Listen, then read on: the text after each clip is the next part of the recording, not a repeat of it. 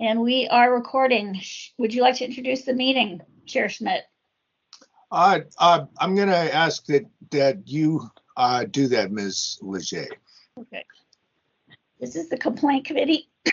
This is the complaint committee of the Sunshine Ordinance Task Force. Today is August 17, 2021. The time is 5:32. Listen and call-in phone number is 415-906-4659.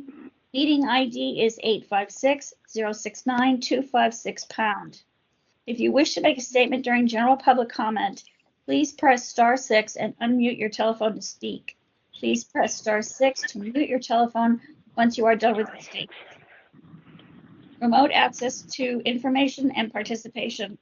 In accordance with Governor Newsom's Executive Order N3320, declaring a state of emergency regarding the COVID-19 outbreak, and Mayor London N. Breed's proclamation declaring a local emergency issued on February 25th, 2020, including the guidance for gatherings issued by the San Francisco Department of Public Health officer, aggressive directives were issued to reduce the spread of COVID-19.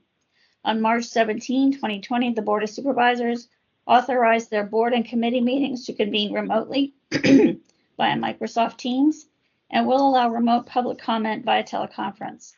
Members of the public may participate by phone or may submit their comments by email to cheryl.leger@sfgov.org. All comments received will be made a part of the official record. Sunshine Ordinance Task Force agendas and their associated documents are available at sfbos.org/sunshine. As the COVID-19 disease progresses, please visit the Sunshine Ordinance Task Force website regularly to be updated on the current situation as it affects the legislative process. And go ahead, Cheryl, could you read the meeting decorum? Yes. Meeting decorum. Any member of the Sunshine Ordinance Task Force may call for decorum due to disorderly conduct of meeting participants. Persons who engage in threatening and or menacing behavior may be asked to leave. May I ask everyone to please mute themselves, press *6, because I'm getting background noise other than the committee members. Thank you very much. Okay. Chair Schmidt, shall I read item number 1? Yes, please. Item number 1, call to order, roll call, and agenda changes. Roll call. Okay. Member Forsley? Present. Member Forsley present. Member Stein? Here. Member Stein present. Chair Schmidt? Present. Chair Schmidt present. We have a quorum. Are there any agenda changes that the committee is aware of? I certainly haven't received any requests for changes. Yeah, as far as I know there were several cases that had been noticed, but they seem like they've been taken off by the time the agenda was printed, and I don't know of any other agenda changes. Yeah, those agenda changes also happened at the committee meeting last week by one particular complainant, and he closed about 5 cases, including 2 that were going to be before this committee. So that's what happened. All right. Okay, Great. I found out about that like Thursday afternoon before I published the agenda. Okay. So we're not aware of any agenda changes. No changes, so we can probably move on to number 2 then. What about public comment on item 1? There's no action. If we don't have any agenda changes, would public comment would come up on number 1? Yes. Victor, Cheryl? I don't see the harm of having Give me public a moment, comment. please. Give me a moment. I believe if he wants to request an agenda change, that might be an issue that they can address under public comment. If you mean if a member of the public wants to request an agenda change, Victor? Yes, I believe that could be addressed under public comment on this item. Okay. Why isn't it with item 1? Looking for Scott's tape. It sounds like there's a member of the public who wants to make public comment, but I believe that what might be appropriate here is just if you have a request for an agenda change, and you can make I that do. request. Okay. I am making an agenda change request. Can you state the change request that you have? And please state your name also. Okay, I'm Patrick Monette Shaw. With all due respect, I have worked in the past with Dr. Sumchai, but I am concerned that the complaint committee should make an agenda change until item 5 is considerably shortened. The attachments. Can I just, Mr. Manich, I'm going to interrupt you for a second. I'm sorry, but we have people who are speaking, and any outside noise really needs to be muted. May I proceed? Yes, Yeah, please. I wanted to make sure it was clear for you, sir. Okay, I wanted to make this really brief. I deeply respect Dr. Sumchai and her work around the Bayview Hunters Point shipyard cleanup, but I think the agenda should be changed until file number 20011 is shortened. The 4 attachments listed at agenda item 5 totals a total of 652 pages of really difficult to read and comprehend material about whether it is a request for reconsideration or, as Dr. Sumchai alleges, it's a new complaint. But there's no way that a volunteer task force such as the complaint committee can wade through 652 pages to ascertain whether it's a new complaint or if it's an appeal for reconsideration of an order of determination. So I'm asking you to postpone this agenda item and make an agenda change until such time as those 652 pages are narrowed down into a succinct, readable justification for this complaint number 20011. Thank you. Okay. Thank you. Thank you. And I understand the sentiment there. I, as chair, am not going to be making a change. I have gone through all the material that we got from Dr. Sumchai. I think that it's possible that this committee could change its procedures in the future so that the kind of package, which is 600 plus pages right now, would not be. But I think at this time we got to deal with what we have. But I believe that we are going to be ready to see exactly what's going on with that case.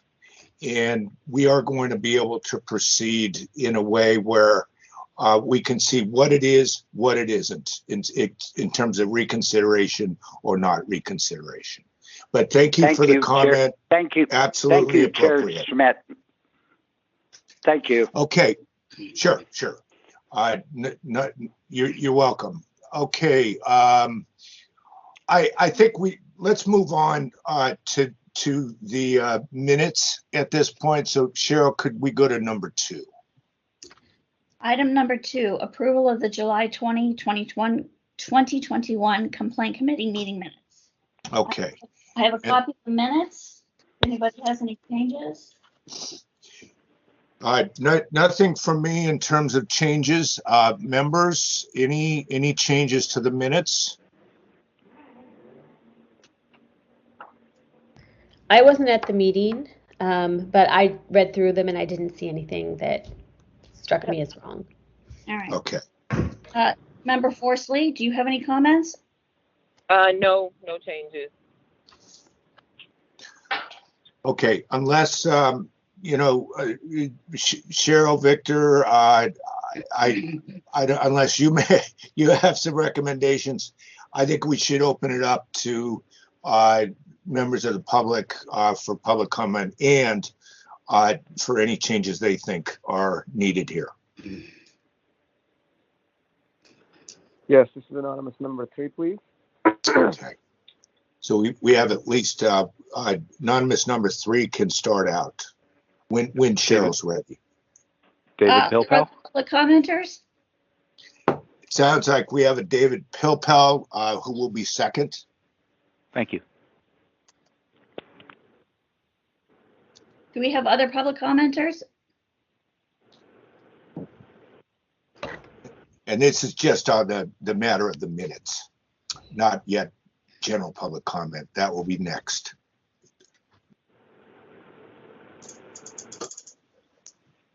Okay, when you're ready, Cheryl.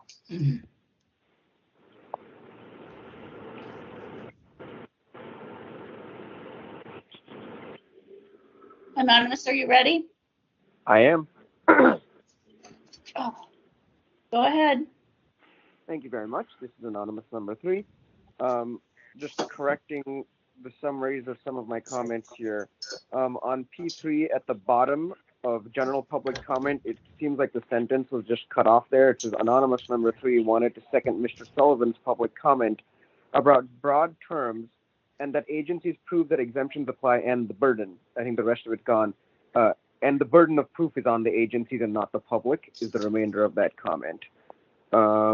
Then my comment under file number 4, it says anonymous number 3 agrees with all members of the committee. Mr. Manette Shaw is asking for a portion of the database, and it's the last clause that needs correction. It says that emails are not separate records. There's a missing word there, records.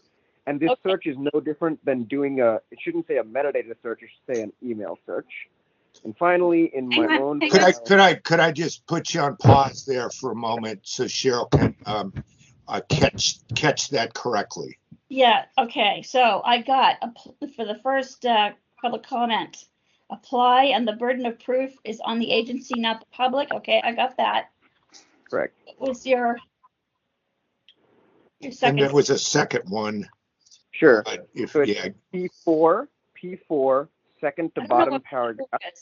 Item 4. I don't know what P4 is.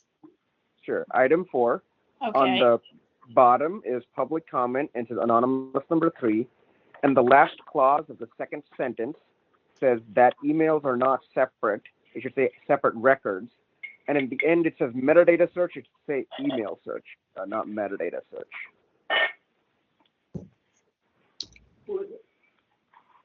And finally, if you would like me to do it, I thought that they were on. sounds like we have a few extra sounds coming through here. Where Winship Hilliard filed 103 complaints. Excuse me? Only on phone. Could Cheryl, it sounds like we're getting a lot of background noise right now. Victor, can you mute those people? Please note that I am going to mute people, and if I can't tell who is who, so you'll need to unmute yourself after I do this. Okay.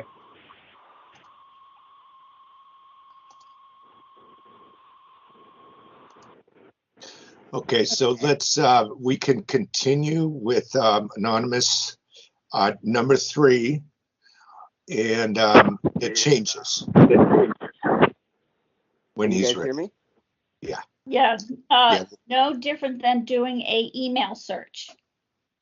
Correct. That's the instead of metadata search, it's the email search. And the last correction is in my own file, 20051. In the which is file 5, or item 5, the second paragraph, third sentence, it says that I stated there is a general statement of issues discussed. I said that there isn't a general statement of issues discussed. And that's it. Thank you. Committee directors meeting a description of general statements. That was, your summary says it was only missing the attendee. I was saying it was missing the attendees and the general statement of issues discussed. Chair Smith, may I make a brief comment? Yes, please, Victor. So I just want to note that our minutes are supposed to be a brief summary of statements made, and we don't normally put this much detail in. I would suggest to members of the public that if you want this type of detail in the minutes, that you provide your 150-word statement, and we'll happy to insert that into the minutes. But when we provide a summary, it is only a summary, and we are not going for that type of detail. And to be clear about what I'm saying here, this is not a public comment, so I can't provide a 150-word summary. This is your description of what I said in my hearing, just to be clear. Yeah, absolutely. Yeah. It currently says the opposite of what I said, and that's why it's a concern. Thank you. This is something we can discuss. Maybe the chair would allow the 150 words for statements also, just because of the nature of it, and it's hard for us to get into this type of detail when people are providing verbal statements. So this is something that we may want to suggest to the chair, that to allow the parties to provide brief statements for inclusion into the minutes. Yeah, let me just say my take on this was that the corrections that the speaker was making were to the wording that was actually placed into the draft. And so he's not trying to add anything. He's not trying to submit anything, but he doesn't want something to be put down incorrectly. And I think that's maybe that's certainly something I think we can take in this context of a public comment. And certainly, Victor, the 150 word written option is also there. Yes, because in general, we are going to be going back and just doing summaries of all the statements, even if it's during their comments, because it's very difficult for us to provide that kind of a detail in a summary format, as we are not intended to do verbatim minutes. We're only supposed to be doing summary minutes. And recently, we've been putting too much information into the minutes, and it's causing these types of issues. Okay. Yeah, that's something that, maybe that's a question that's a little more universal in terms of what's the extent to which the draft minutes should be put into detail. Well, I've been given direction by the clerk of the board on what to do. So okay. This is. Yeah. It seems like we may have some different opinions here in the clerk's office on that. So I maybe I don't know if there should be a discussion there. I know we have another procedural improvement discussion later on here today for us, but that's something maybe it's something we should talk about at some time in the future. But at least maybe, you guys in the clerk's office ought to figure out what's the level to which the clerk's office thinks is appropriate for the draft of a minutes. Okay. Okay, I think we finished with that first speaker, anonymous number 3. Correct me if I'm wrong. And so we're ready for the next speaker on the public comment section on this item. Let's just be sure. Anonymous, did you have other changes that you wanted to make to the minutes? No, I was just trying to make these corrections. Thank you. Okay. All right. Thank you. Mr. Pilpel, are you ready to speak? Still alive, David Pilpel. Ready? Yeah, go ahead. Excellent. Okay. So I have not looked at the minutes. I have no substantive comment on the minutes. I just wanted to point out that the agenda uses the word compliant rather than complaint, and I've seen that several times over the years. So I just wanted to encourage you to be very careful on minutes and agendas and references to this committee, because there are probably autocorrect things that will turn it from complaint into compliant. And just to be completely compliant, let's try to use the word complaint when it refers to this committee. That's all I had on this item. Thanks very much. Okay, great. Thanks. And yeah, let's certainly we ought to keep our eyes out for that. Okay, I think that we let's see. Did we have actually, we didn't even have a motion before we heard public comment here, but we wanted to see if there were any edits. Do we have a motion on this to approve the minutes maybe as amended by our first public commenter?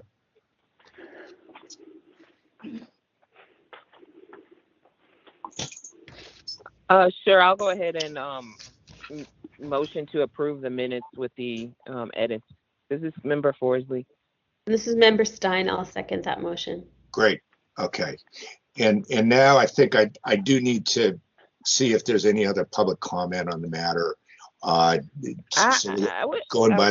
sure we need to do public comment again? I mean, I may have made a mistake.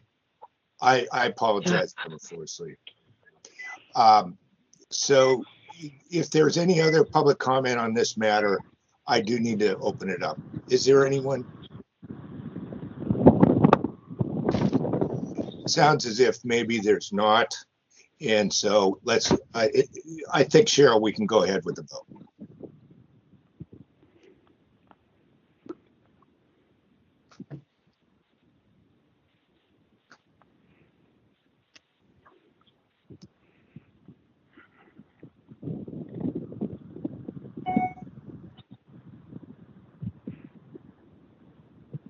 Member Forsley? I to approve the minutes. Yeah, I'll state that after I take the vote. Okay, aye. Okay, Member Stein? Aye.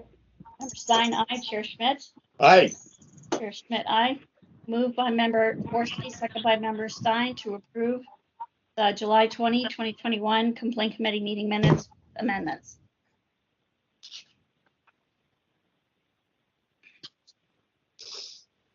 Okay, number 3, when you're ready, Cheryl. Item number 3, public comment. Members of the public may address the committee on matters that are within the committee's jurisdiction, but not on today's agenda. Do we have people here for general public comment at this time? I'm Patrick. I'd like to make a comment. Okay, that's number 1. Anyone else? David Pilpel. Number 2. Thank you. Anonymous number 3. Number 3. Sullivan, number 4. Okay, let's go with those for now, Cheryl. All right.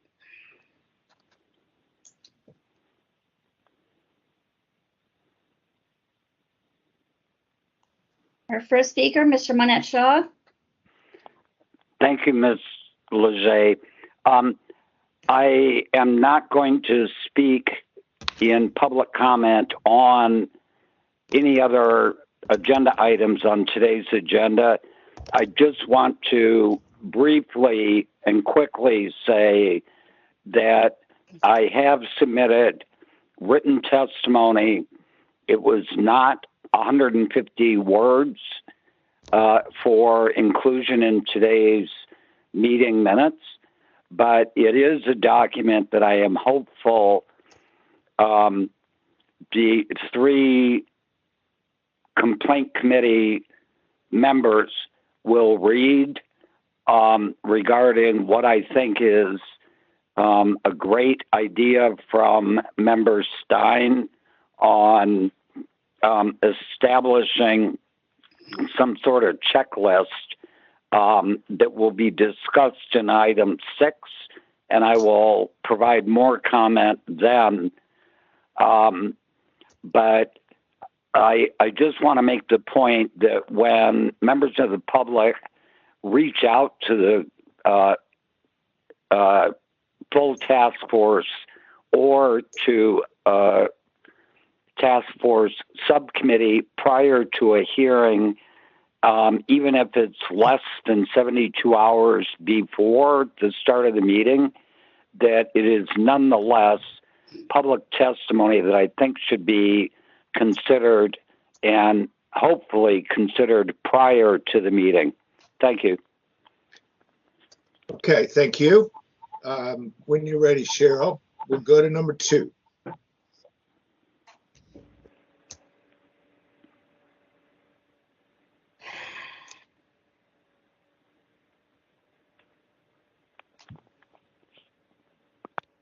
Mr. Philpo, That's me. go ahead, sir. Thank you.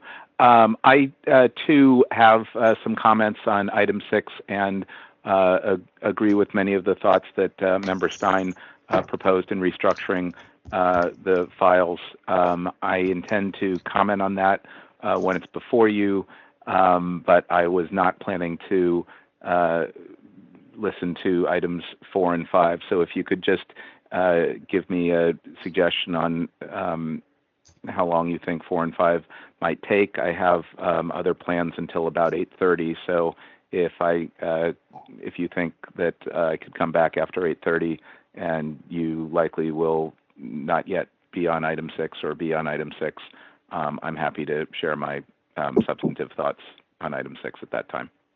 Okay. I will say, just as a courtesy, that I think that this meeting, there's a good chance we'll be done before that. Okay. We only Well, then I'll hang out. have the two cases that are numbered cases. So, but I don't know about the last item, how long it's going to take. But we do try to be efficient in this committee, and so 8:30, I think we'll be done. Okay. Thank you. I will try to listen in and put it on background in the meantime then. Thank you. Very helpful. Appreciate it. Okay, sure. Okay, Cheryl, number 3.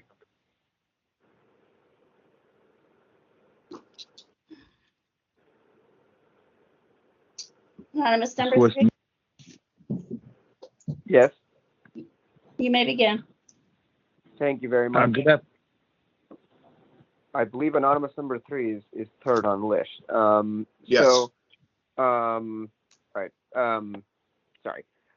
So I understand that you had a bunch more files proposed for this agenda, and they were removed, which is great because that means that person got what they wanted. So that's fantastic for the complainant.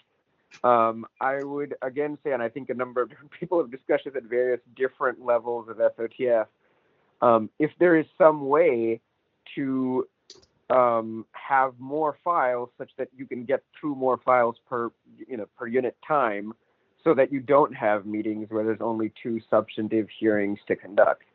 Now I've looked at both of them. They're very, very long, both of these hearings, and maybe that's a good thing. But it's, I don't know what process you could use to help that along. Because if the agency is going to comply and cure their violations, and I know some people don't care about getting an order of determination, they just want their records and to go home, which is totally their choice. There should be some way to incentivize them, the public's sunshine rights being, fulfilled slightly before, 3 days before a meeting. But, especially when these complaints are so old. So I don't know what SOTF could do to incentivize that, but I think, nudging respondents might help. They may just think nobody's paying any attention, and until they get the notice of hearing, they've just not completely forgotten about that, sunshine file, and then they're like, oh, okay, I got to go do something. But one thing I'd suggest is, as I've discussed, and as now your pilot procedure is having for a very small subset of files, just asking respondents very directly in every complaint, do you actually accept these allegations yes, no, and if no, here's why. And that's separate from what you're discussing later today. But I think that is something you should discuss. This notion that everyone should say, whether or not every respondent should say, yeah, we accept it. We either did the wrong thing here, or we're going to fight it. And for those people who do accept it, they can just solve the problem long before someone gets noticed for a hearing in those first 5 days after they get served with a complaint. Thank you. Okay, thank you. And I will just make a hopefully very brief comment to that, which is that not speaking for my fellow committee members, but we had 7 or 8 cases on at some point, but many of them were resolved ahead. I am learning that there has to be some type of a way to estimate what are we going to have left after a certain number of cases are resolved every month. And I would have hoped that we'd have more than 2 today. And so that number is probably not the way, because we have our resources are limited, and we have a hearing here today. We have the resources we need for it. So we need to get our work done in these hearings.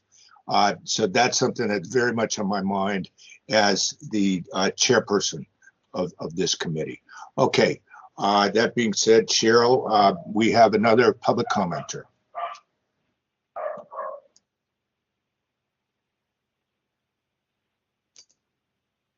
Mr. Sullivan, Yes. go ahead. The task force bylaws, section 7, the affirmative vote of a majority of members of the task force, 6, shall be required for the approval of all substantive matters. The Brown Act, 54952.6, defines action taken or the vote.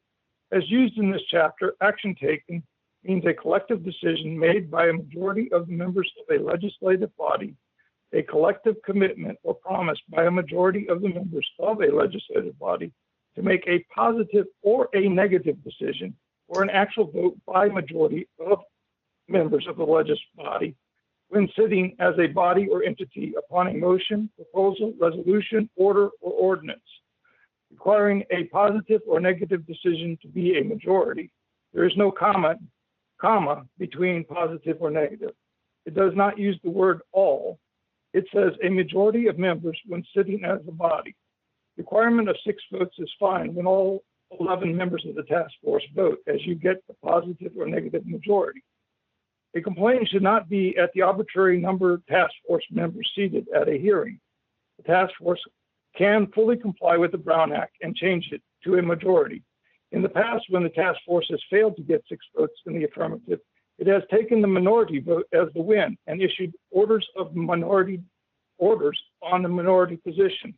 This is just wrong. It violates the Brown Act. It violates the California Constitution, reading statutes broadly for greater public access. The Sunshine Ordinance, section 6736. Sunshine Ordinance supersedes all other local laws. Conflict in local law is identified requirements which would result in greater or more expedited public access to public information shall apply.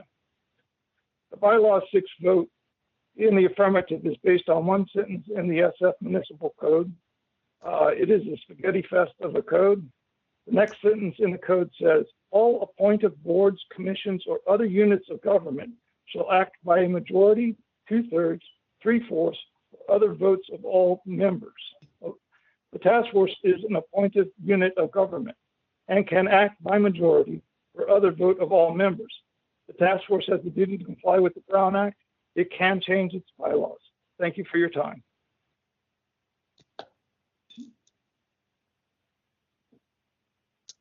Do we have other public commenters? Last call for public comment. Can you all hear me? Yes, hello. Dean, I didn't hear Yes, you. hello. Hello, do you have a public comment, sir? Yes, my name is Greg Ledbetter, and actually it's not a comment, it's a question. I noticed at the top of you guys' agenda you have decorum. Is that decorum supposed to be available to all committees and commissions? This meeting, Chair Schmidt, did you want to address that? You're on mute.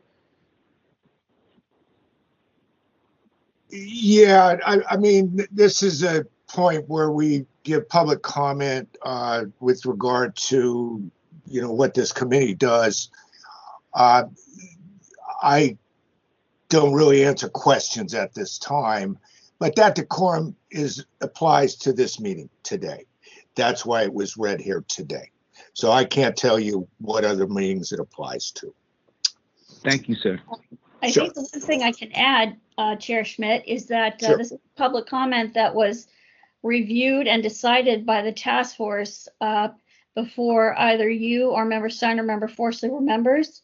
This was brought to the attention of several custodian of record concerning what people say when they are providing comment at City Hall and how safe they feel staying there listening to this late at night.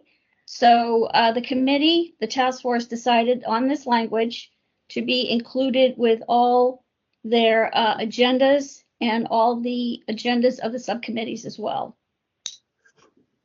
That's I have no disagreement with that, Ms. Lejay. That certainly sounds perfectly appropriate.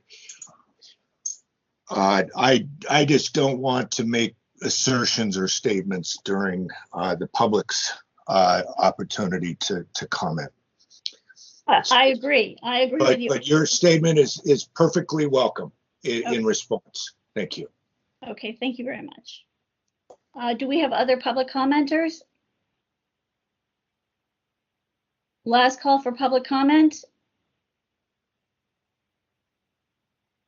Okay, public comment is closed. Shall I read the next item, Chair Schmidt? Yes, please. Item number 4, file number 20143, complaint filed by Winship Hillier against the Behavioral Health Commission for allegedly violating Administrative Code Section 67.7A by failing to post the agenda 72 hours in advance of the meeting and failure to provide a description of each item of business. 67.7B, failing to post documents on the website or make available to the public. 67.7G, failing to allow public comment. Failing to include notices under the Sunshine Ordinance on the agenda. 67H, failing to include contact information and the administrator's name on the agenda. 67.9A, failure to post relevant documents on the internet. 67.15C, failing to allow public comment, again, and 67.21B, failing to make files available to the public. This is a new matter. It has not been heard by any committee yet. Okay, and just because this is our first matter we're hearing today, just a reminder that even though we may talk about the merits on this, we won't make any kind of decision on the merits. That would be left to the task force in full. Our primary objective is to determine, are these public documents, are these public meetings, and is there jurisdiction? And we may make a recommendation, we may not. Now, those guidelines are generally the guidelines that we have, although there's discussion about what else we may or may not do in certain cases. But that's essentially what we're doing here today. We're going to start out with hearing from the complainant and the respondent, and I'll give you, we'll go ahead and, because we only have 2 matters here, there's no reason not to give you 5 minutes each. Are the complainant and the respondent present? Winship Hill here. Great, thank you. Is anyone present on behalf of the behavioral? I believe I'm unmuted. I can't tell, really. Hello? Yes, you're unmuted. Yes. Okay, yes. great. Could you state your name for the record? Jeffrey Greer, Executive Director for Behavioral Health Commission. Okay, great. Thank you. All right, we can Chair start Smith, out. Before you get started, Yes, this is Young. Victor. Go ahead. Yes, I'd just like to note that we have several complaints of this nature for various meetings. So in essence, this will be setting a template for how we proceed with future complaints regarding the Behavioral Health Commission and very similar complaints. I just want you to be aware of that. And as we try to set a standard for this type of complaint, as it's very similar complaints for various meetings of the Behavioral Health Commission.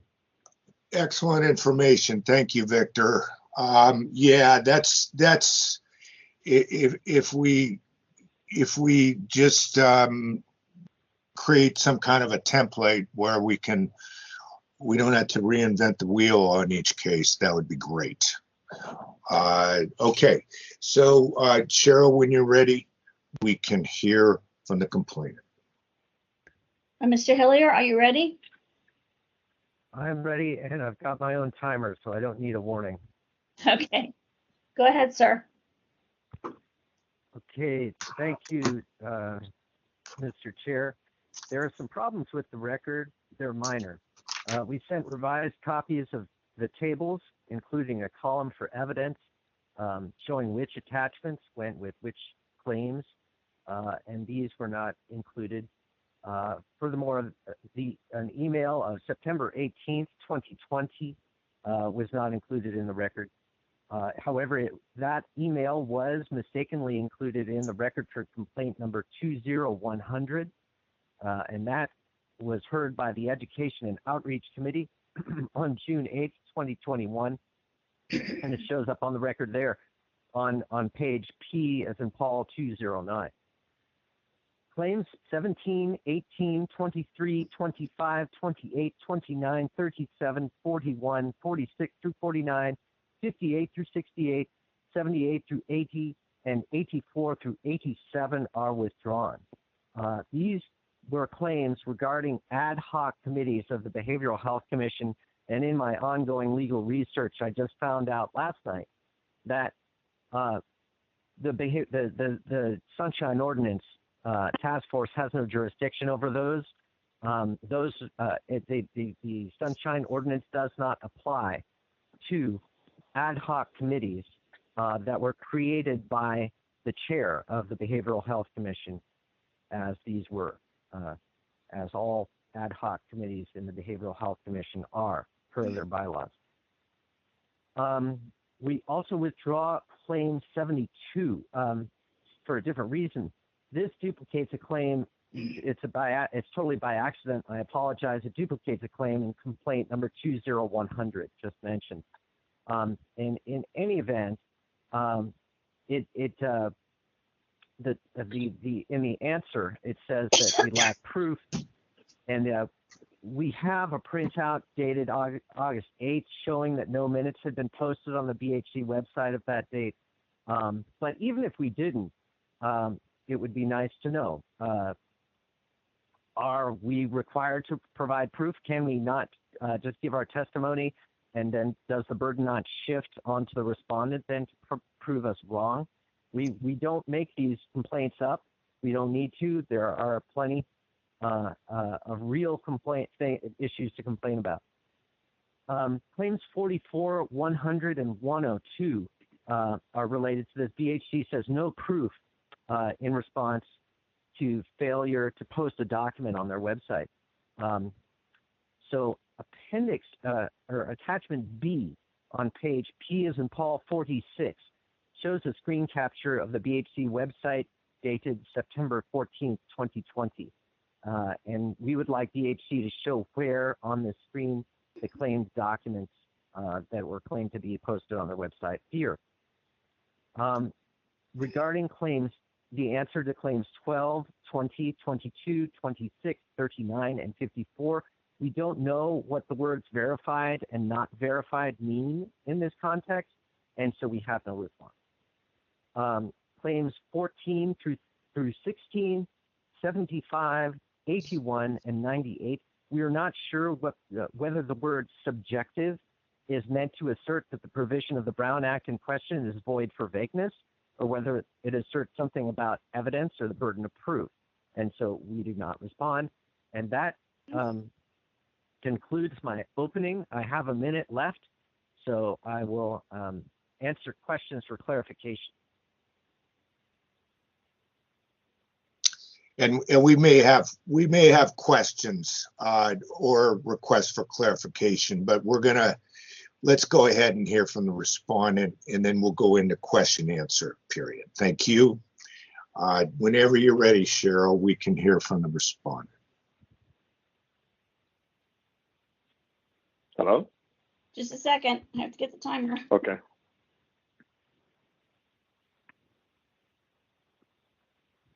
Mr. Greer, you ready? Yes, I am. Go ahead, sir. Okay. Well, regarding this complaint, as you can see, it started out as 103 complaints and was narrowed down, chopped down by 30, so we're close to 70. I did try to, for efficiency and not to overburden everybody, I tried to use a table that was set forth and tried to respond minimally so that we could try to get through this thing. I also want to state that I'm not quite sure what the real motive is here, because this seems to be rather onerous to me. I must say that. Anybody who spends this much time and this much energy must have a real reason. I'd like to know what that is. At any rate, on claim number 1, 7620, I said no meeting, and that's because generally those executive committee meetings, along with the bylaws committee, are generally held on a Tuesday. The 6th is a Monday of July. So I don't have any record. I could not find any written or electronic data to allude to this meeting. There was mention of it in the minutes, but there's nothing to validate that this meeting actually occurred on the 6th. Our meetings usually occur on Tuesday. This was the 6th of July. That's why that is there. Then, of course, inadequate description. Okay, leave of something about Commissioner Dunlop. Don't know, have no record. There's nothing I can refer back to validate or disclaim.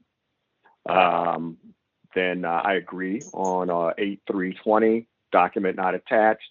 I looked, I saw, I didn't see anything. I saw that there was, a document that wasn't attached. I'll agree to that.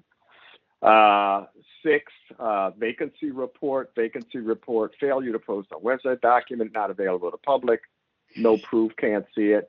I did see document posted regarding 8320 on the executive committee meeting regarding, and it was posted on the Board of Supervisors site. That's what I had, probably meaning the DPH site. Anyway, as we go through, also, document neither referenced nor posted. Not quite sure. It says communication with city attorney. I must have looked that up. I agree. Item number 12, communication with failure to determine violation. I don't know what he means by that, but I verified it. Inadequate description on item 13, communication with city attorney, refuted, clearly labeled. There was a clear label for that particular filing at that particular time. When we go to July 15, 2020, the Behavioral Health Commission, total inadequate description. It says an appointment of ad hoc committee. Subjective means that was a personal interpretation. If you look at the agenda and you look at the items, it was easy for us who are commissioners to determine, and for those members of the public, maybe that particular member of the public had difficulty, but the general public kind of understood what was stated in that. So these violations, inadequate description, inadequate. Subjective means it's up to interpretation. I mean, unless you unless you need a more defined definition, but the majority of the public understood what that was about. Item 17, ad hoc nominating, we dropped that. We go to number 19, Behavioral Health Commission, inadequate description. I just couldn't even find that one. Then we've got a date that's unknown on item 20. I don't even think I should respond to that because it says it's failure to post, but he doesn't have a date. So how can I verify that? The 21st, inadequate description. Didn't respond, but same thing. It should be subjective. Here we go to item number 24, Executive Committee. Failure to include notices. Okay, I'll agree to that. I did look that up on the 3rd of August.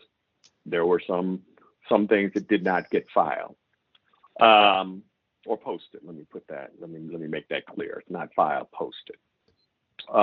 We have item number 26. Cheryl, Cheryl, what was that again? Could you? Time is up. Oh, time is up. Okay. Yeah. Oh, my time is up. Well, yes. Okay, you can see the rest. It's pretty self-explanatory. And if there's any questions, please feel free to ask me. I think this is Great. This is just okay. Thank you. Thank you. All right. So that's those are our presentations from the parties. And now, members, any questions?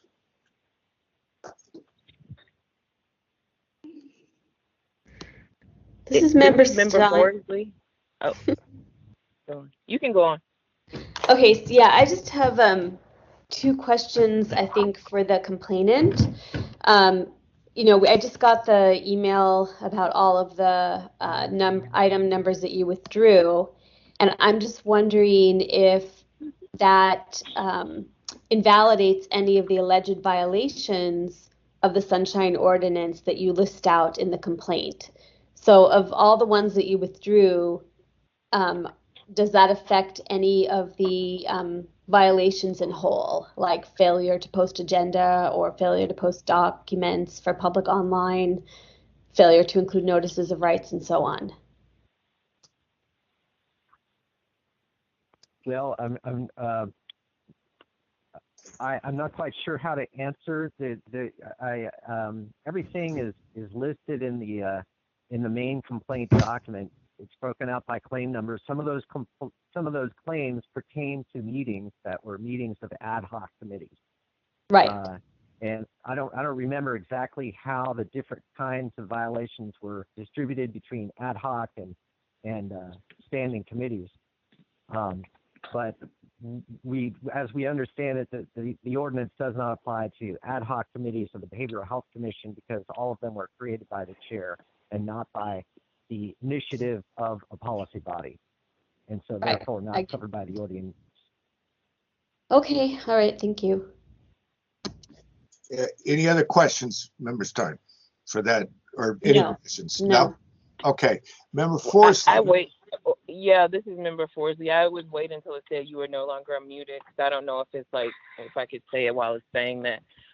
But the respondent did say and acknowledge that there were some issues with the posting of the agendas and things. So just even at that baseline with what we're supposed to, our task here, I would say that there is a violation regarding that. But I would also say that the number of proposed alleged violations is a lot. And I don't know if this will be talked about later in our procedural, but I don't think that it should be this many in one particular complaint. But because the respondent did acknowledge that there was some issues, we'll have to find jurisdiction on that at baseline.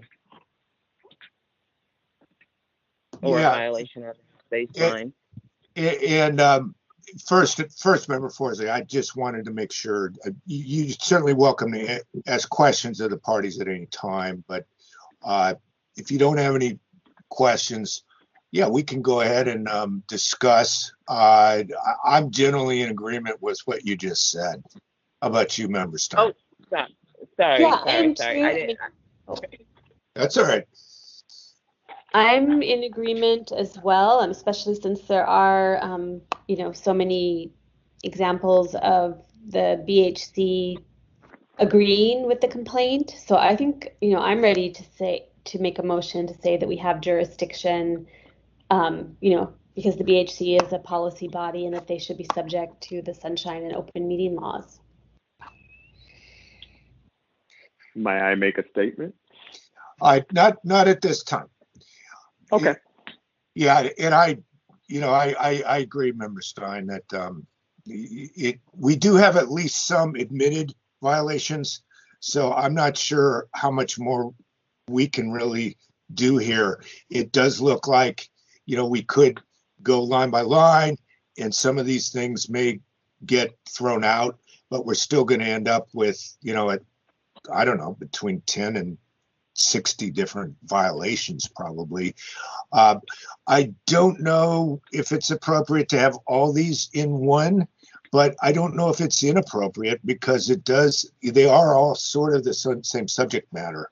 So it allows us to sort of handle a lot of different issues in one package. But your motion, do we have a will second? there be public comment? Do we have not yet? Do we, Member Forsley, you want a second? Sure, I'll second the motion. Great. Okay. So that's now when Cheryl's ready, we have a motion and we can have public comment on this item. I'm Patrick. I'd like to make a comment on the motion. Number one. Anonymous number two. Number three is number two now. Any other public commenters at this time? Hi, can I make a public comment? Yeah, your name? My name is Stephen Banuelos. Okay, that's number three. Any other? Ledbetter. Ledbetter, number four. Any more on this item? Okay, Cheryl, whenever you're ready. There's our lineup. Mr. Manashar, are you ready? I am. Go ahead, sir. Thank you, Mr. What? Can I you go? hear me? Can I get in line for a public comment? Just a moment. Yeah, you'll be number five. What's your name? Okay, Rochelle Slaughter. Okay. Sorry, Mr. Minette-Shaw, but we're going to restart this time. Communication is a challenge sometimes with all these various media issues that we have. But now we have five. So when I think Cheryl's ready. Are you ready for Mr. Minette-Shaw, Cheryl? Yes, I am. I restarted the clock for him because he was interrupted. Excellent. Thank you. Patrick, are you ready to begin? I am. Thank you so much. I agree that these calls and these remote meetings are difficult, Chair Schmidt.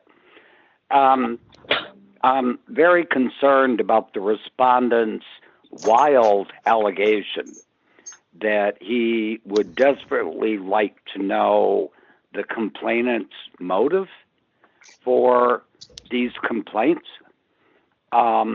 Off the top of my head, I believe the Sunshine Ordinance contains language that prohibits city agencies from requesting why a person wants to attend a meeting or why a member of the public is requesting records. That's strictly forbidden.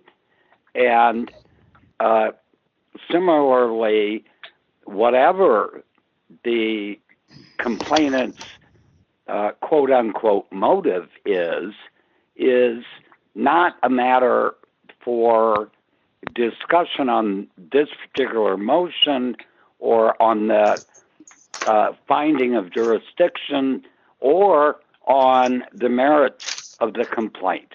You should ignore that part of the respondent's brazen commentary.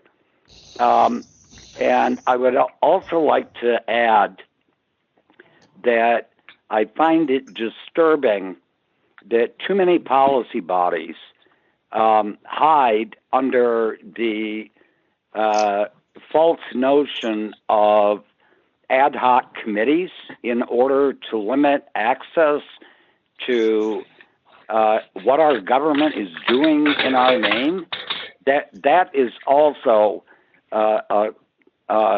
extremely offensive. Thank you. Thank you. Okay, number 3, you're number 2. Thank you.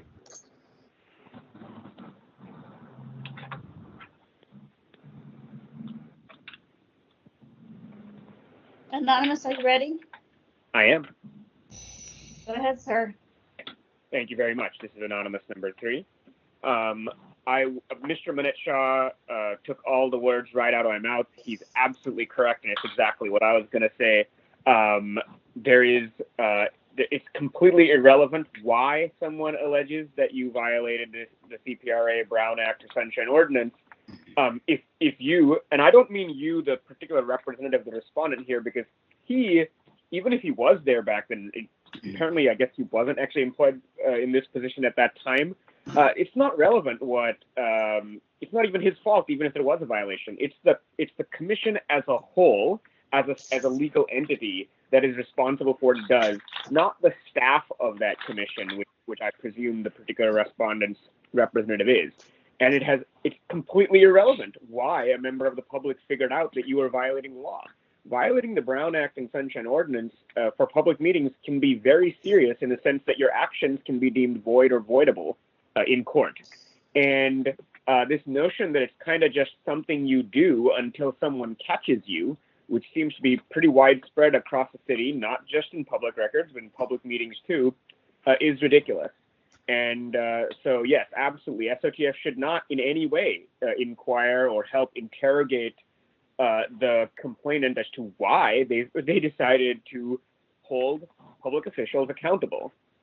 And having been to another meeting of this form of complaint against the same commission, it doesn't matter that the members of that commission are annoyed and frustrated they have to follow the rules. Those are the rules. That's state law and it's local law, and they have to do it. Thank you very much. Thank you.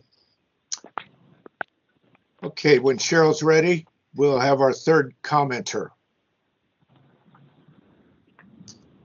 Mr. Banuelos? Hi, this is Stephen Banuelos. How long do I have? Up to 3 minutes. Sir, All right, thank you. Sir, can you spell your last name for me?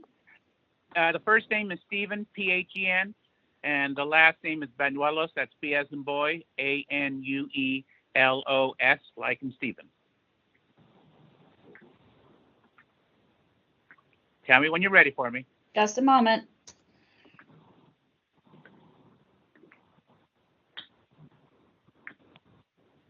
Go ahead, sir. All right, I have some hopefully succinct, prepared comments. Well, thank you for this opportunity to comment. Like I said, I'm Stephen Banuelos, a current member of the San Francisco Behavioral Health Commission. I have only been with the commission since March of this year, but have attended numerous commission meetings since January of 2020. It took me at least a year to be appointed to this commission, mostly for the same reasons many of the alleged violations occurred. Lack of appropriate staff during a declared state of emergency. I noticed all the violations filed by Mr. Hillier occurred between June and September 2020. Almost all of this time, the previous executive director for the commission, Mr. Greer's predecessor, was retired and the position vacant. Frankly, I was surprised how well the commission was run, considering the lack of support. I have noticed almost all the violations were, quote, failures to do this, failures to do that. It feels as if the complainant was looking for items to declare as failures of the commission and not interested in the policies of the Behavioral Health Commission, policies the Behavioral Health Commission could explore or recommend to better serve the citizens of San Francisco. I want to quote something from page 38 of Mr. Hillier's attachment. It was from Governor Newsom at the time. Quote, All state and local bodies are urged to use sound discretion to make reasonable efforts to adhere as closely as reasonably possible to the provisions of the Brown Act and other applicable local laws regulating the conduct of public meetings in order to maximize transparency and provide the public access to their meetings. So, ask yourselves how the citizens of San Francisco would be best served. Have the commission go back and correct every alleged violation of administrative code in the past, or move forward using Mr. Greer and the San Francisco Behavioral Health Commission's efforts to adhere to the Brown Act and Sunshine Ordinances while doing the people's business. I believe it is your jurisdiction to determine how to resolve the situation, and I hope you decide to move forward as I have described. Finally, I'm willing to answer any questions you may have. Thank you. Thank you. All right, next public commenter when Cheryl's ready.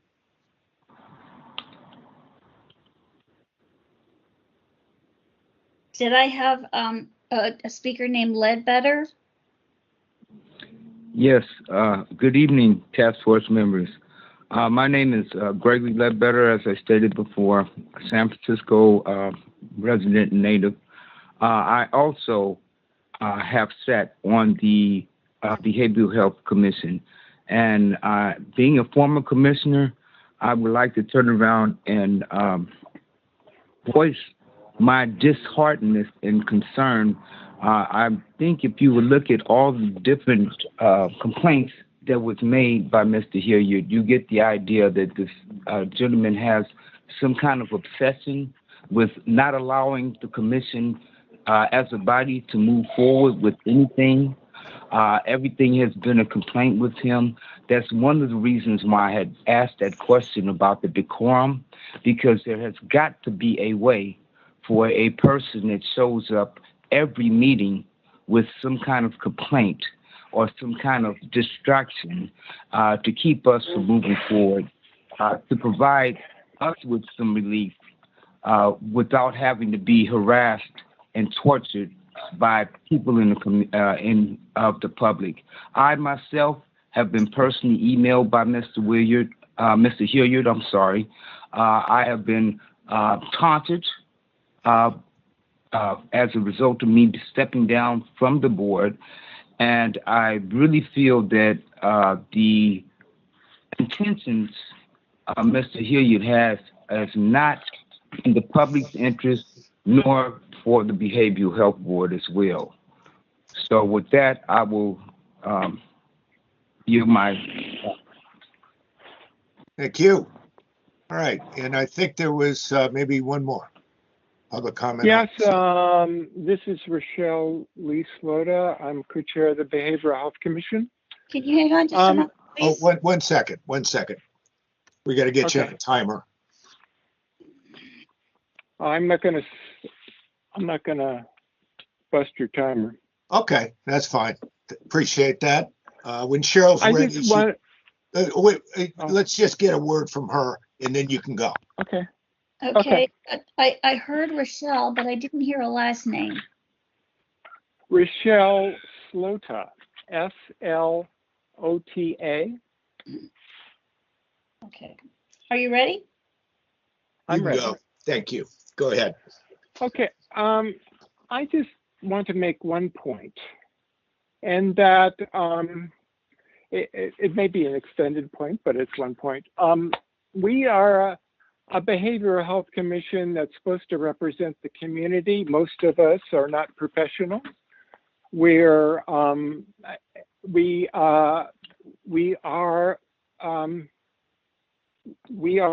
consumers of behavioral health services. We are family members of people who use behavioral health services, and the other half, in some capacity, are professionals. But so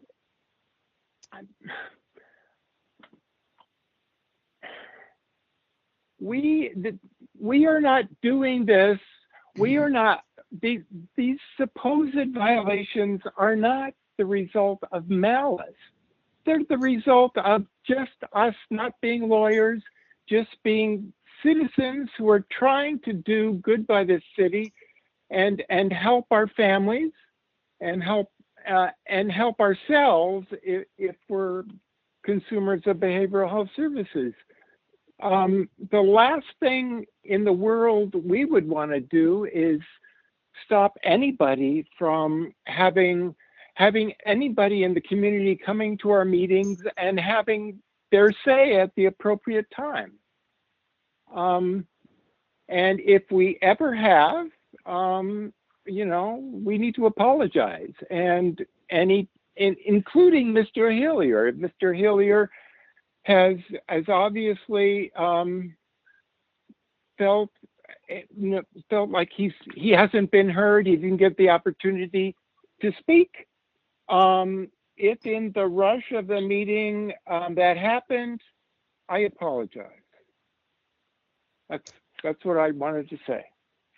Okay, great. Thank you. Thank you.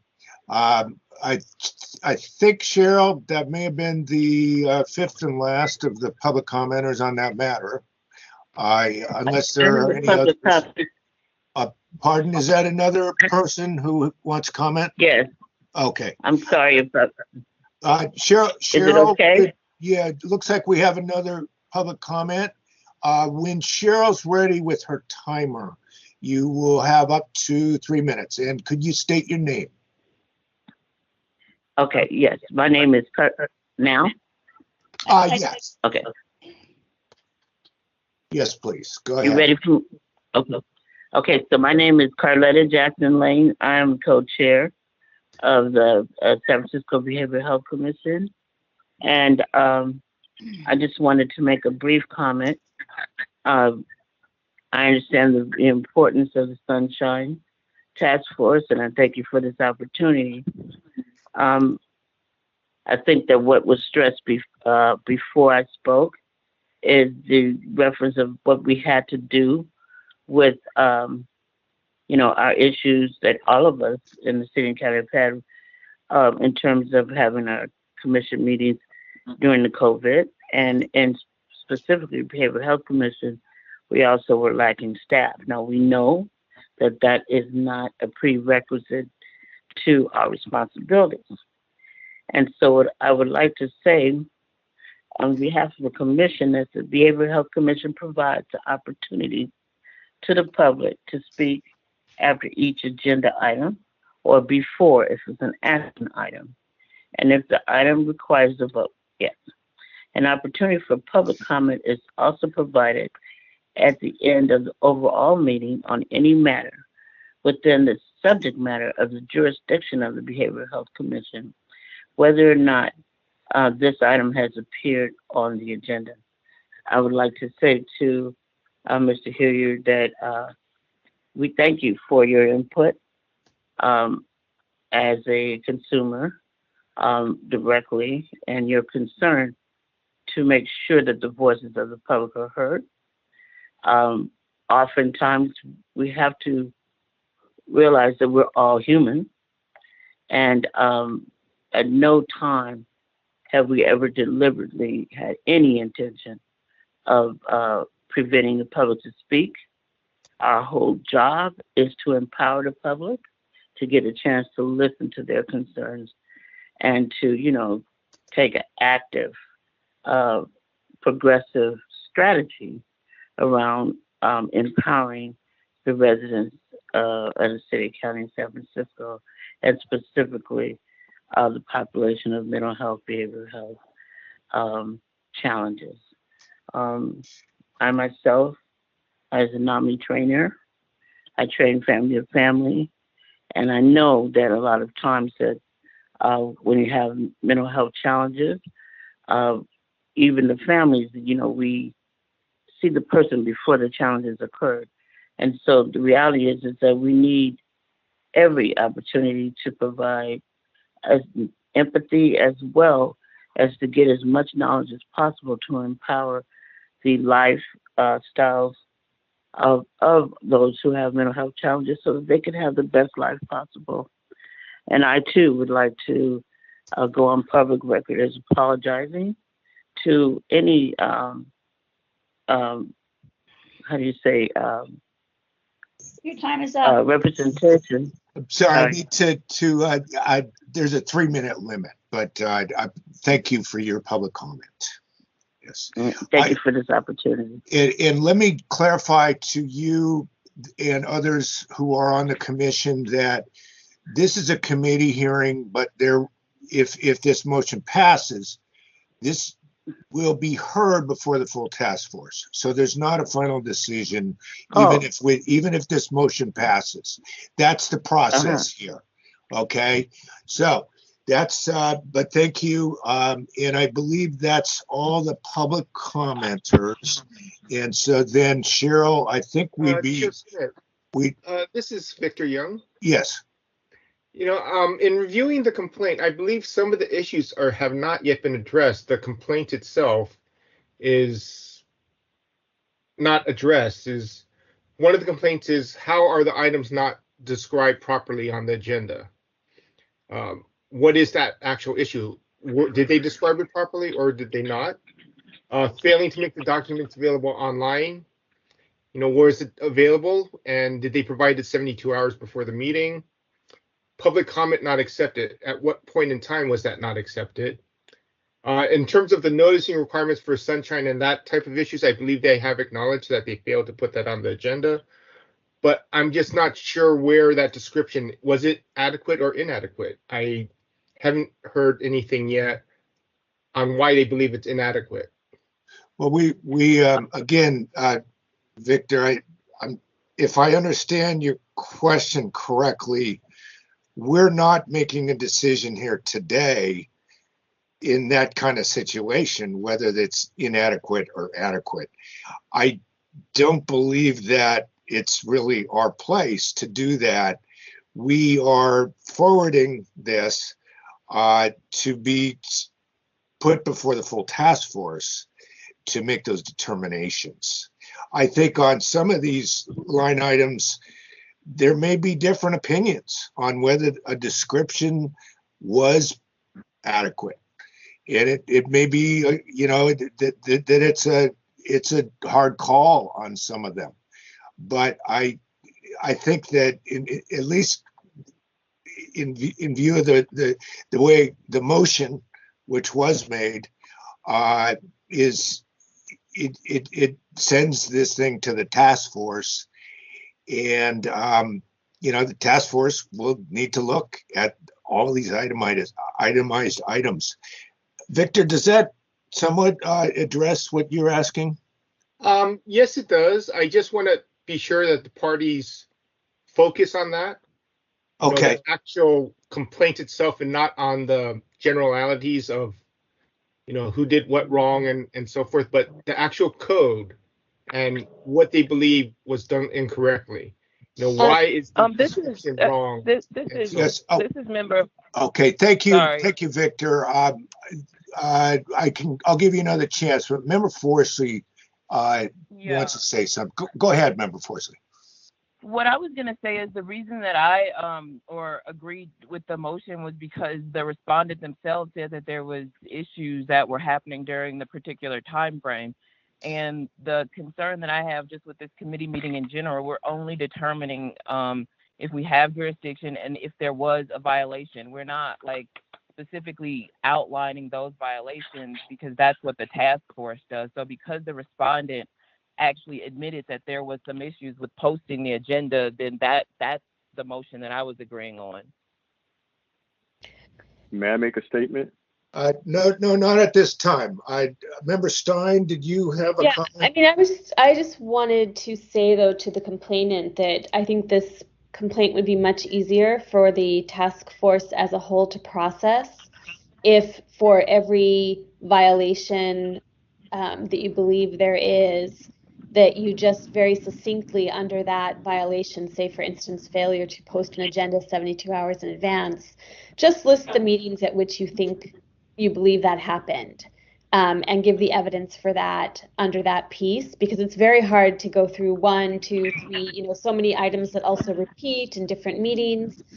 And also I would try to keep it very concrete. I mean, I'm glad that you took those ad hoc groups out of there. There was some, I think there was some presumption that because meetings were happening over time by small groups of members without calling it a meeting, there was some presumption that all of these things were violated every time that happened. And maybe they may have been, but you want to maybe lump that, kind of make that clear that in some of these cases, it's because you're presuming that a meeting occurred, maybe the task force, maybe the BHC was not presuming that the meeting occurred. There's just like a lot of difficult things to parse when you go through it, and the more clear you can be, and I do feel like some of the responses from the respondent, in some cases they might have denied it because they weren't really understanding that you were claiming that was a meeting that occurred. So the more clear you can be with every line item that you feel is violated in directing us to exactly where you thought it was violated and putting that information in an aggregate way under each item, I think that will help greatly facilitate the task force ability to look at whether an item was violated or not. Okay, thank you, Member Stein. I do want to circle back to Victor. I'm sorry, Victor, if I interrupted you. Oh, no. Did you I have believe, anything else? Member LaHood, I believe Member Stein has addressed my concern that we need to address the actual complaint and not rely on generalities. What was the actual issue at stake? And I believe that has been addressed, and parties should know that we need to focus on that when it gets to the full task force. Okay, great, thank you. Good, very good points, Victor. But I guess at this point, members, shall we have a vote on our motion?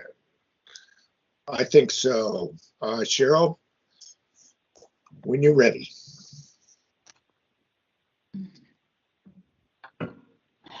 Just a moment.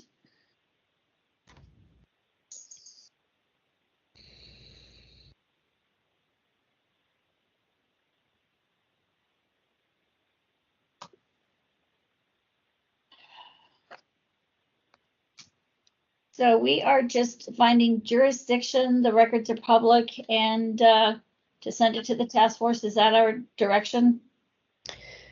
Yeah, that that the BHC is under our jurisdiction as a policy body, that they're subject to sunshine and open meeting laws, and that information and meetings pertaining to them are public. So and for that reason, we're forwarding it to the full task force. All right. I'm going to ask you to say that again because I didn't. I'm sorry. Did you write that down or something? Yeah, I did write it down. Just that the BHC is under our jurisdiction, that it is a policy body under our jurisdiction, that's subject to sunshine and open meeting laws.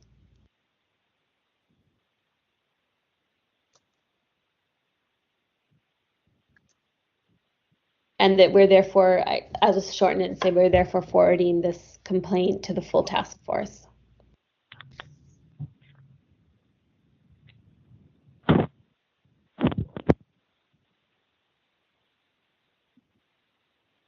And that was seconded by Chair Schmidt. Member Forsley seconded that.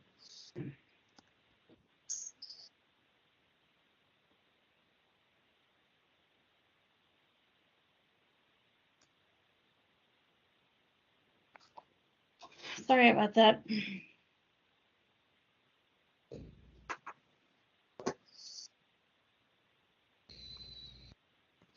Member Stein? Aye. Member Stein, aye. Member Forsley? Aye. Member Forsley, aye.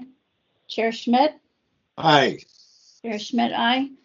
Moved by Member Stein, seconded by Member Forsley, that the Behavioral Health Commission is under the SOTF jurisdiction. It is a policy body that is subject to sunshine and open meeting laws, and therefore forwarding this complaint to the task force. Did I get that right, Member Stein? Correct.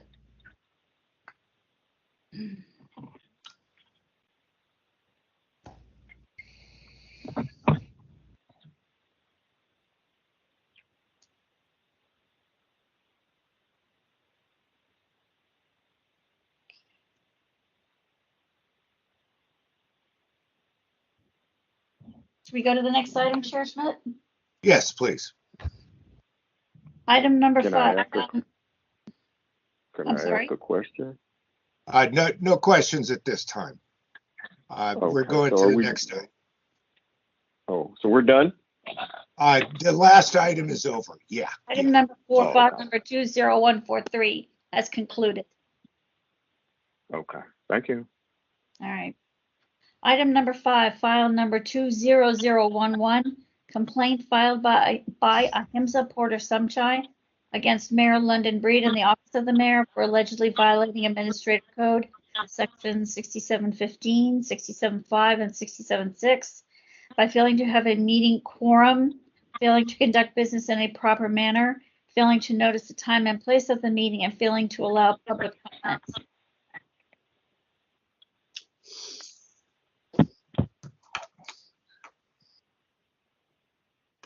So this Okay. matter was last heard at the task force on August 4th, and it was referred back to the complaint committee for further review of the complaints. And Chair Schmidt, I'd just like to note that it was for one specific meeting date. I don't have that information in front of me, but it was just for one meeting only, and the rest of the issues were excluded from this referral. Okay, thank you, Victor. And I, having tried to comb through the record on this, let me just say that even though there's a lot of references to rehearing, reconsideration in the written materials submitted, I can see that there may be significance, let's say, to the issue of the I'll call it the slides that were offered but not accepted to be looked at in one of the meetings in January of 2000. Now, I do want to remind the parties that there's already been an order of determination in a 2019 case, and the issues of quorum were discussed, and we have discussed that at the task force already. Members, anything else before we hear from the parties? I just have a question because it wasn't anywhere in my packet that we are only considering violations in relation to one particular date. Do we know what date that is? Let me read the minutes from that There are meeting. 3 This dates is that are from mentioned the in the complaint. August 4th meeting of the full task force. It was moved to refer the matter back to the, hold on, let me make sure I'm reading the right one. To the committee to address the January 27th, 2020 meeting and remove any complaints about the SOTF because the SOTF cannot adjudicate itself, and time has elapsed for any request for reconsideration of the 2019 meeting. Okay, thank you. And that is my recollection also, that it's the January 27th has been isolated, and any of these discussions, references to reconsidering, that's off the table here, but we do want to look at that January 27th issue. Okay. Are the parties present? Is Dr. Sumchai present?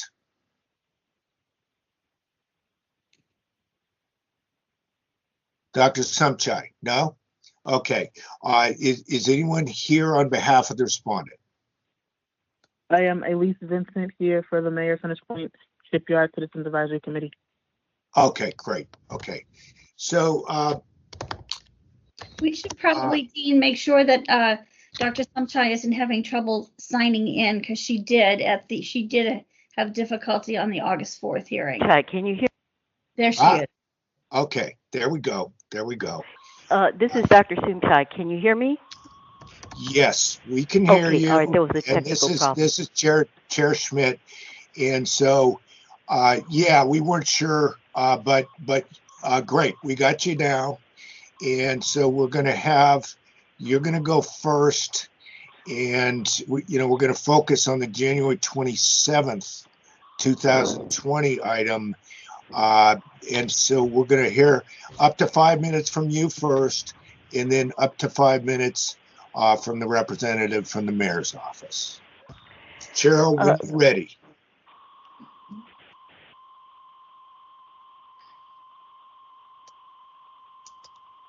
Dr. Sumchar, you ready? Yes. This is Dr. Ahimsa Porter Sumchai. I am the Principal Investigator, Medical Director for the Hunters Point Community Biomonitoring Program, the Health and Environmental Science Editor of the SF Bayview newspaper, and a former elected member of the Hunters Point Shipyard Restoration Advisory Board. And I'm here to address file 20011 as a new complaint, and I do concur with the complaint committee's agreement to narrow the complaint, although I did understand that there might be a revisiting of the July 17th, 2019 file, given the new evidence that arose as a result of a whistleblower complaint. But this is straightforward.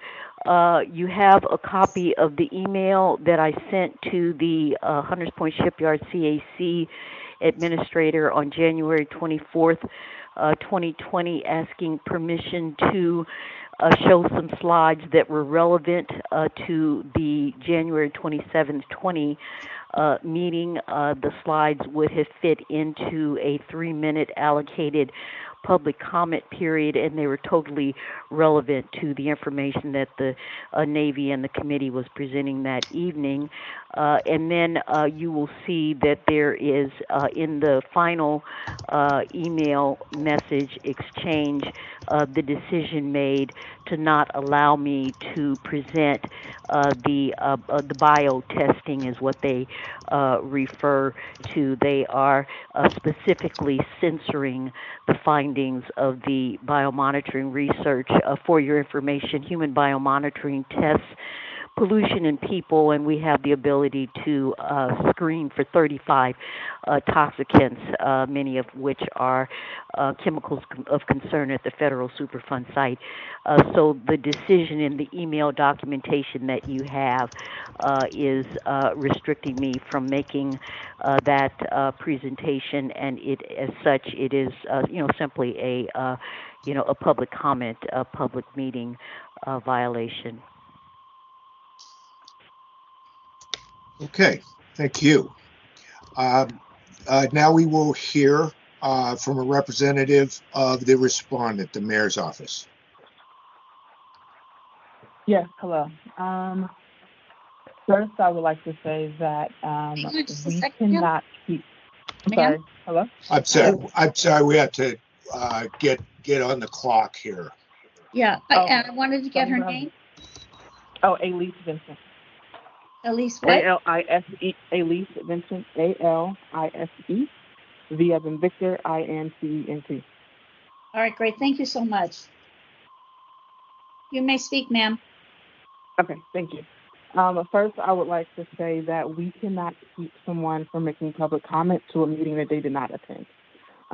So I also want to go straight to the public meeting, the Sunshine Ordinance public meeting, section 67.4, passive meetings, and bring your attention to number 3, that such gatherings of a business nature need not provide, of a passive active body, sorry, the CAC, this Citizens Advisory Committee is a passive active body.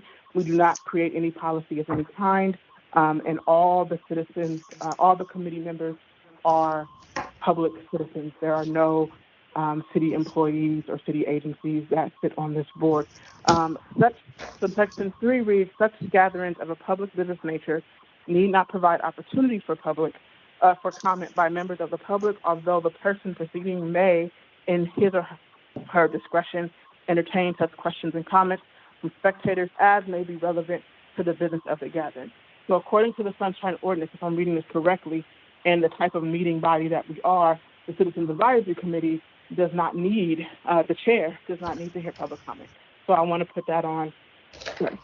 To address what Dr. Ahimsa Porter said is Dr. Ahimsa made a request, and I have, sorry, let me look back at my computer, I believe on January 23rd, I believe she made a request to present slides because this is the first time we've ever gotten a request for public comment. She wanted to use our PowerPoint to be able to present slides. We asked our chair at her discretion. She said yes. Dr. Ahimsa said she wanted to talk about the Navy report that they were sending out. She did not mention anything from biomonitoring. When we said yes, that she can present those slides so that the public can hear her on her concerns about the Navy's report, she then included biomonitoring information. We explained to her through email that I believe you all have the chain of emails that we sent. We submitted to her that she could not, because she could not, one, solicit her business. She included in there a file of her business license and that she was doing biomonitoring. We had told her that she could not do biomonitoring because it was someone's medical report, and it was not what she originally asked to present on. But she was welcome to continue to present on the other information that she added. She did not show up to the meeting. Her immediate response was that she was going to make the complaint against the task force. To the task force. If she would have attended the meeting, we have never in their history stopped Dr. Ahimsa from attending a meeting, from presenting at a meeting, or from making public comment. She also is on record, I don't have that with me today, but I could find it, where she has talked about her biomonitoring before. We did not stop her. The only thing is what we said is you can't use CAC property to display someone else's medical report and that biomonitoring slide and her business information, and that was it. But again, all of this is null and void because we're a passive acting body, and according to your section that I read in the beginning of my statement, the making public comment is at the chair's discretion. All right, thank you. Thank you. Never mind. Okay. All right, so members, this is time for any questions we have for the parties. Go ahead, any questions?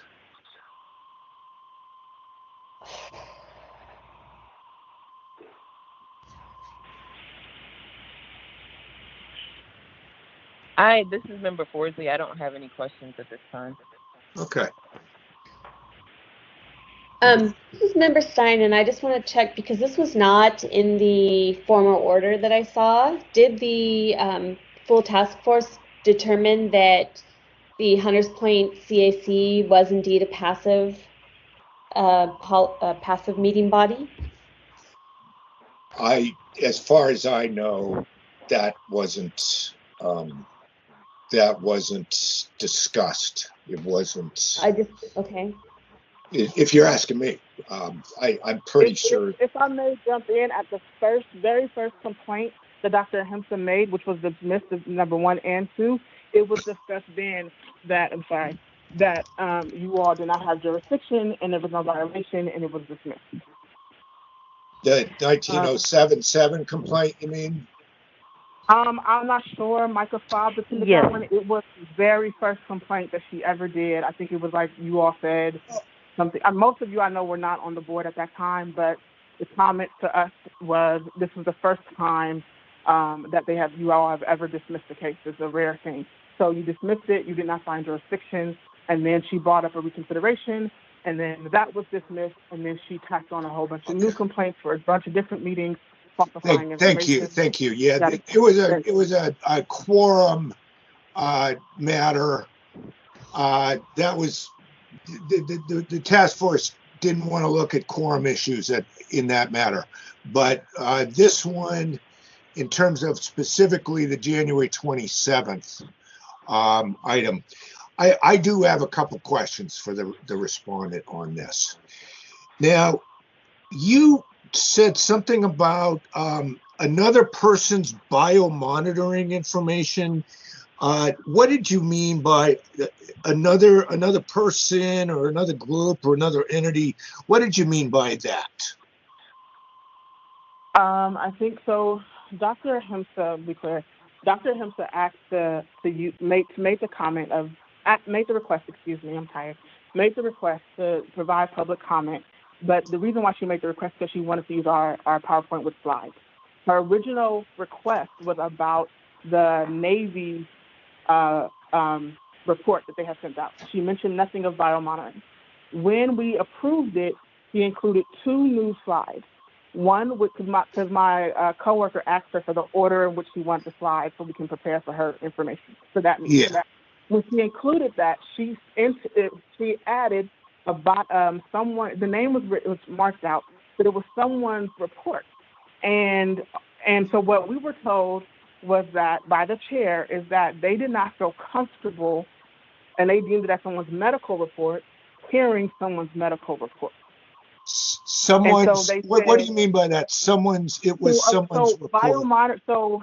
Some members in the community did biomonitoring, right? So there were their bodily samples, their reports of what was in the different elements that was in their body.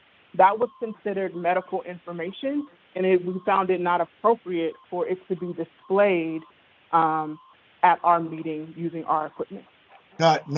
Okay. Using your equipment, not appropriate. Okay. Right. And so that's the reason that's the reason, right? That's not the reason that is stated in your email thread. This is the first time I'm hearing about this. The biomonitoring report had the PHI blacked out. It wasn't possible to determine the identity. So the medical issue is moot, and Ms. Vincent is not medically trained, but the information was relevant because the Navy was presenting biomonitoring information on fish and clams it conducted on Parcel F. Dr. Sunshine, when you submitted the slides, had you redacted out all personal identifying information? You had. Okay. Yes. And so at the time that you were told, regardless of whether, they had the discretion to deny you, and I'm not saying one way or another how that plays out, but you were told that, so you're saying you weren't told that this was because of, no. Let me ask the question.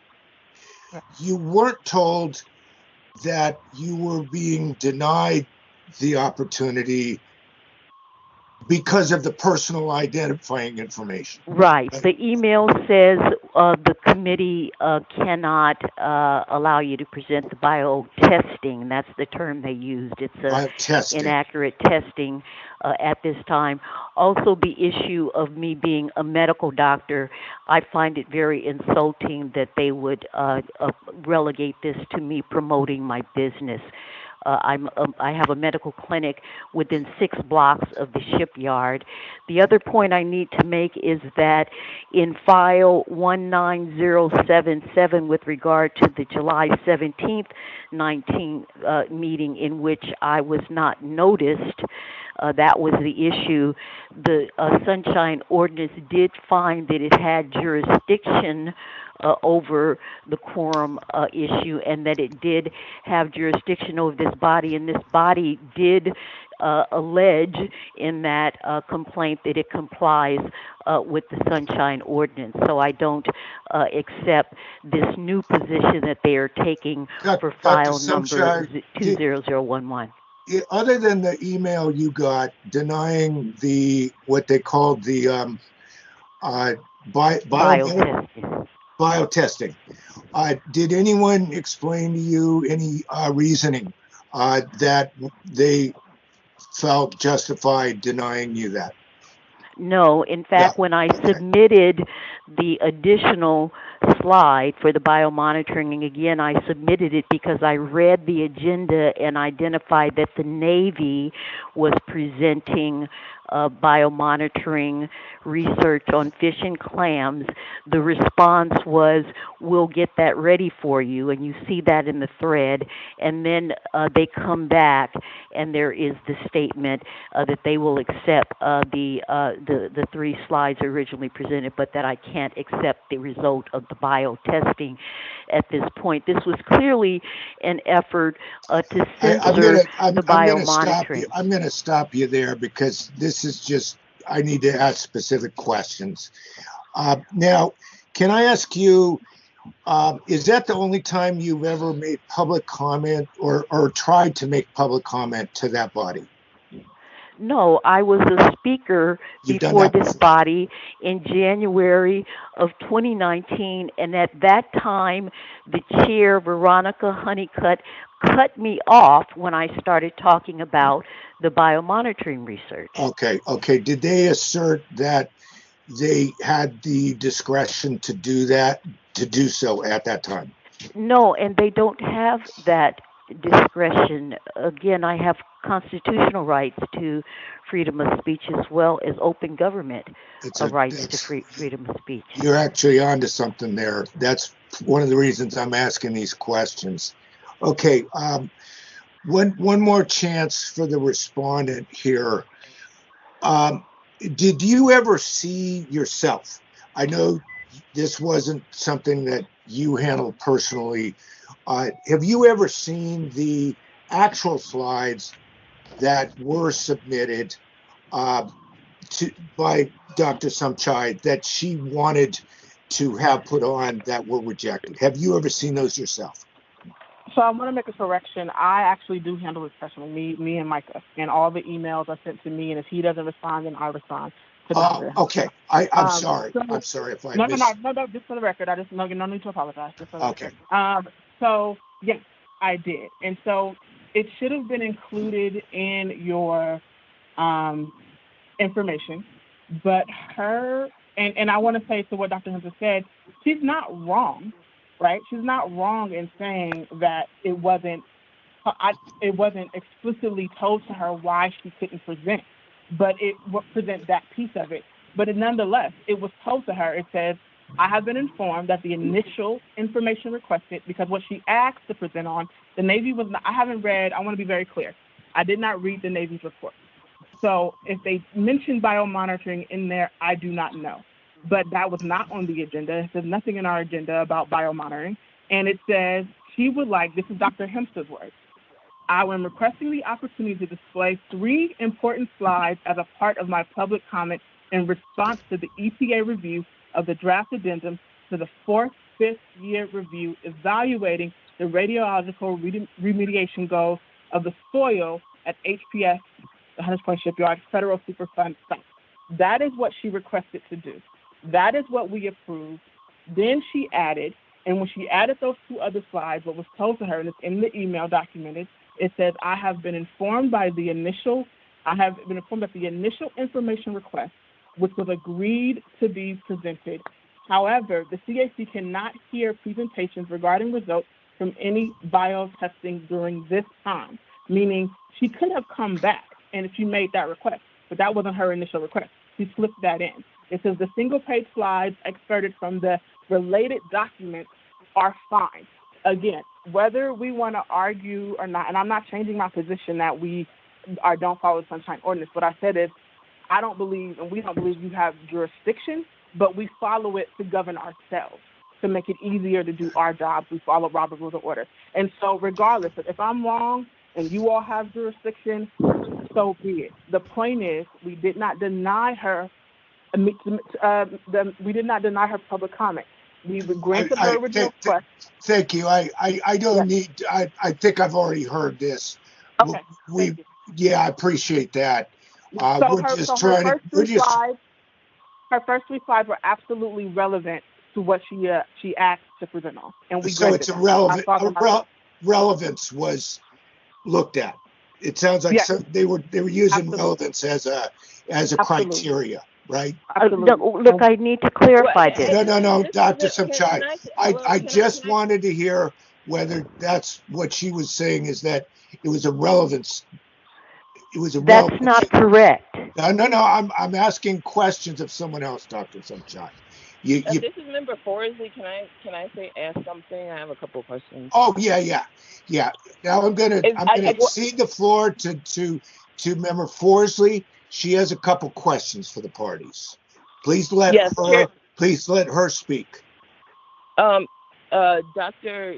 Samchai, or not Dr. Samchai, I was wondering to the respondents if at the other CAC meetings, just a yes or no, do you guys allow for public comment?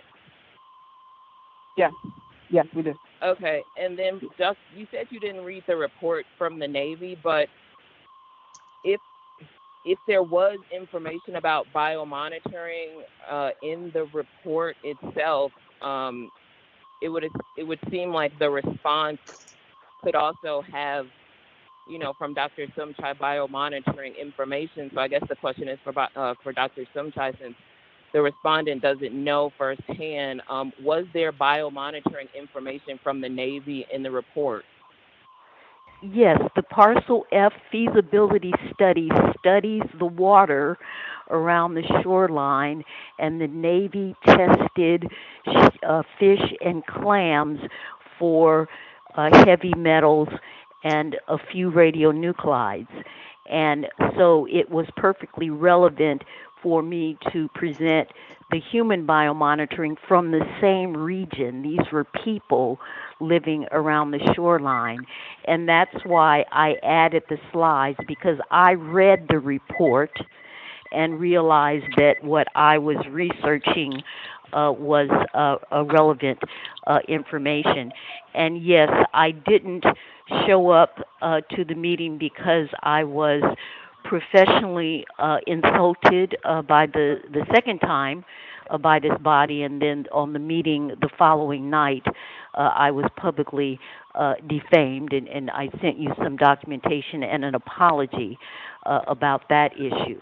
So this is a body. That was okay. That was the only question I had. Yeah, I think there has to be a standard of the meetings, and so I don't know if she was just responding to something the Navy had in the report, it would be okay to say she couldn't respond to it. And then also, if you are generally having people do public comment, I mean, I don't think that using the quotation at the beginning would be okay, because then you're changing standards. Right now, I remember, I'm the chair. Let the chair speak. We need to have a certain order here, and unless there's a question to the parties, we also need to have a discussion among the members here about what we want to do here as a committee. And so we may have another question or two for the parties, but I believe that there's no question pending right now. Member Forsley, yeah, I think you were basically saying you have a sense of what you're thinking about the case. And so, yeah, those were my two questions. So I have the answers. Okay. And I don't want to say that the members can't ask more questions, but it looks like we're ready to discuss what we want to do here. And so I certainly I am seeing something that looks like it's not something that we can decide. And I can explain it further, but I do think also Dr. Samchai sort of hit on it, which is I think we have sort of a content neutrality problem here. the First Amendment says you cannot deny people the opportunity to speak based on the content of what they want to talk about. And it seems to me that, maybe or maybe not, people on the task force would think that there's a violation here, but I think there's at least we're in the ballpark where we need to present it to the task force, because I think that also, even though they had the discretion to not allow anything, they could have said no public commenters, no documents, etc. To me, once you open it up, you can't then pick and choose what you're going to hear about. That's my sense of what I'm seeing here. Yeah, just to add to that, that's the reason that I asked the question, do they generally allow public comment at the CIC meeting? This is Member Stein, and I want to say I listened through that entire meeting, and they did allow public comment at the end of it. There was a lot of public comment. I did share the same concern that you're talking about, Member Schmidt, about not having content neutrality in their response to Dr. Samchai. But the thing that also kind of was difficult for me is that's a First Amendment issue, and I'm not sure how it comes into play in protecting the Sunshine Ordinance. Like what clause gets invoked by that? Absolutely. And let me, pardon me for rudely interrupting, but there does seem to be a very specific, I'm trying to find, because I just turned pages, but the Sunshine Ordinance, in sort of like increasing protection beyond what Brown does have what appears to me, to be somewhat of a similar content neutrality provision. Let's see, disclosure, of course. If you give me a moment. Oh, here we go. Okay. 67.15D. Take a look at that. And that says a policy body, it's policy body. So we may not be dealing with that. And so I don't know if that's going to apply here, because what we're talking about, it looks like there's a good chance it's a passive meeting body. But it talks about not abridging or prohibiting public criticism on any basis other than reasonable time constraints. So that would be an example of a statutory implementation. Yes, go ahead. Which section is that again? 67? Oh, yes. What? 6715, subsection D. D as in dinosaur. Okay, sorry.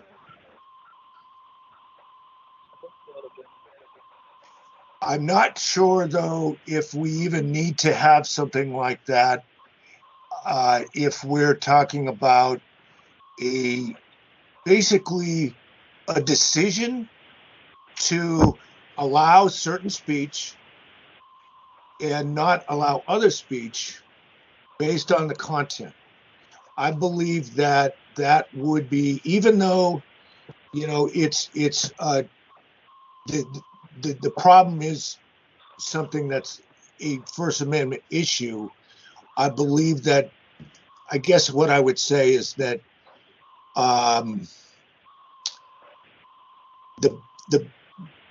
it would be a violation of the Brown Act to disallow something that the Constitution would require you to allow. That's the way I think it would play out legally.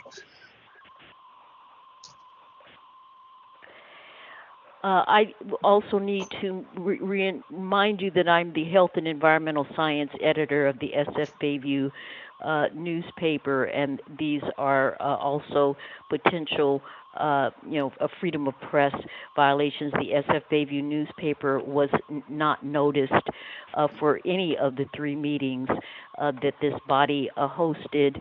That were listed in that the is a complaint. good point, Dr. Sumchai, that you are a member of the press, although I'm not quite sure if press rights, I know, are pretty much equivalent to speech rights, and they're very strong. Yes, although I don't think that augments your case here, because I think either you do have a valid a First Amendment issue here, or you don't. But I think your speech right is as strong as any press right you've got here. But thank you. Members. I mean, I was going to say, I do have this in my notes too, and it kind of was a question that I had for Dr. Sumchai, because if you consider the Hunters Point CAC to be a passive meeting body, I think it's 67.6E says that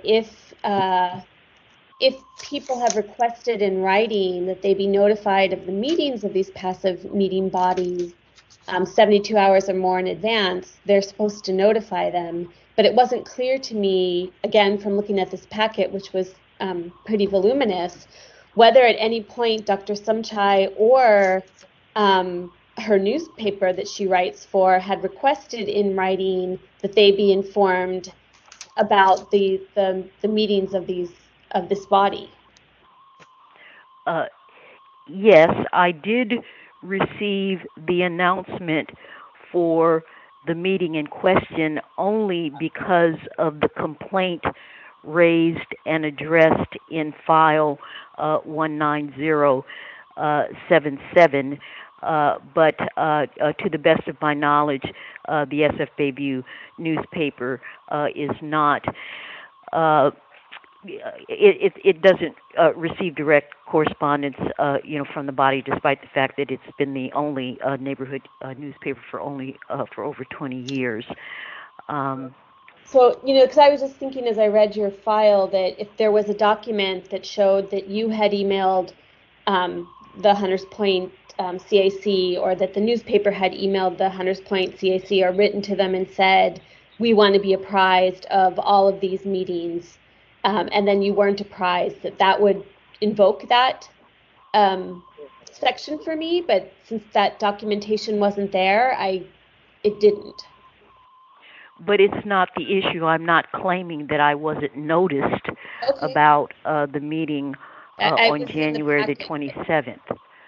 That's not, that was the issue, in the previous file. Let me also point out to you that I applied for membership to this body. I had applied, so I would have been on their circulation list by virtue of having applied for membership. That was my presumption also. Yeah, that might be. It was just looking at the actual Sunshine Ordinance. It was just a very clear section that says that if it's a passive meeting body and you request to be notified about their meetings, or that you want to be continuously notified about their meetings 72 hours or more in advance, that they are meant to do that. So that's why I raised that. Okay. I understand what you're saying, but it's not an issue here. The notice is not an issue. It is the fact that in email thread, they are denying me specific opportunity to present the information on the biotesting. There's no reason assigned, and again, there are some clear censorship issues. I will send you a slide from the Navy document that shows the results of the biomonitoring that they were presenting that night as part of the Parcel F feasibility study that Ms. Vincent didn't read and probably wouldn't have understood.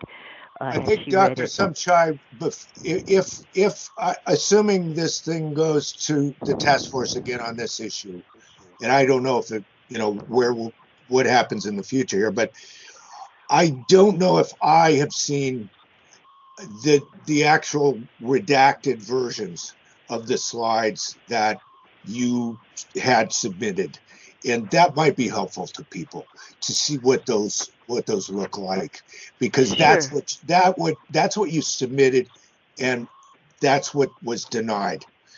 I'm gonna like go back to the members here. Any more thoughts on what you think we should do? We may break it down. Does anyone think there's a difficult jurisdictional issue? Any thoughts among the members?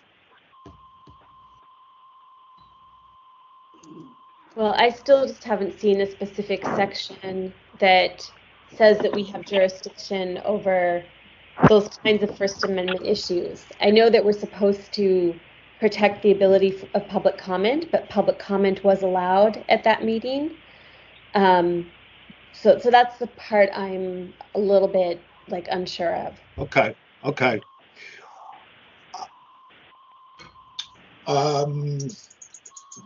Do you think it's a jurisdictional problem? Like, whatever jurisdiction can mean 1,000 different things in 1,000 different contexts. Well, it seems that they're either a policy body or a passive meeting body, and we do have jurisdiction over those. Okay. But you're thinking that because, maybe it comes down to a question of, a First Amendment question, like a ruling as to First Amendment, that we may not even end up having the jurisdiction to do so. I understand that. I wonder if that's something we determine here. Yeah, Member Forsley. Well, I was going to say, I feel like it would kind of be a little bit of the other way. If they are under our jurisdiction, and then we would kind of see if the issues that they were facing, would be also under our purview, because I feel like just from what I've heard of this body, it's kind of attempted to flip-flop back and forth between being a passive body and a policy body. No, we do not make any policy of any kind. No, I know. No, can you let me finish? What I'm saying is the way that you guys operate. I know that you guys operate under Robert's rules, and you were stating at the July meeting you were voting on the minutes and things like that. So I think that's like a question for the committee, how they're conducting business. I think we should look at that. You're thinking we probe more maybe at the task force level as to what we're dealing with here in terms of whether they actually qualify as a policy body? Is that what you're thinking, Member Forsley? I'm just trying to get clarification. Well, I just feel like everything I've heard about them and what they do and how they present themselves to the community, they're operating like a policy body. Now they can keep saying that they're not and that they don't do anything, but just from what I've heard from these few meetings, they're attempting to present themselves kind of as such, at least to me as a person. And if I was a lay person, not saying that anybody here is, I would assume that they had some type of, I don't know, I feel like they're not just three people sitting in the front of the room for no reason, is what I'm saying. I think that's an excellent point. And I'm not sure if it's kind of a muddy issue right now. We're not sure what they are, frankly. And so I think you're right. You're right.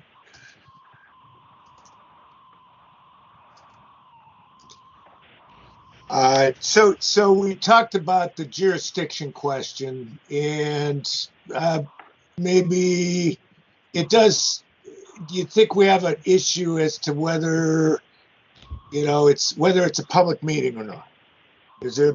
I don't know. Because I'm just wondering if we really need to make too much of a motion here. Should we just make a simple motion to just send it forward for the task force to decide? Or is there something else that maybe we should be doing here. I'm just trying to keep us sort of on task.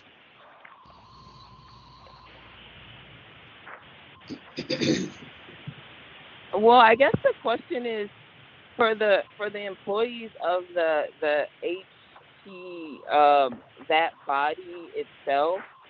Who are you employed by? We are independent contractors. We aren't city employees. You're not city employees, but the contract is paid by who? It's paid, well, technically the contract is paid by the developer, but it's OCII pays our salaries, and then they are reimbursed by the developer. So either way it comes down, it's paid for by the city and county of San Francisco. It's paid by the developer, and the flyer identifies that they are appointees of the mayor's office. Okay. To advise the mayor's office, right? Not necessarily. We don't really advise the mayor's office. It is when the developer, the regulatory agencies, the Navy, EPA, air quality, whatever, they do their reports.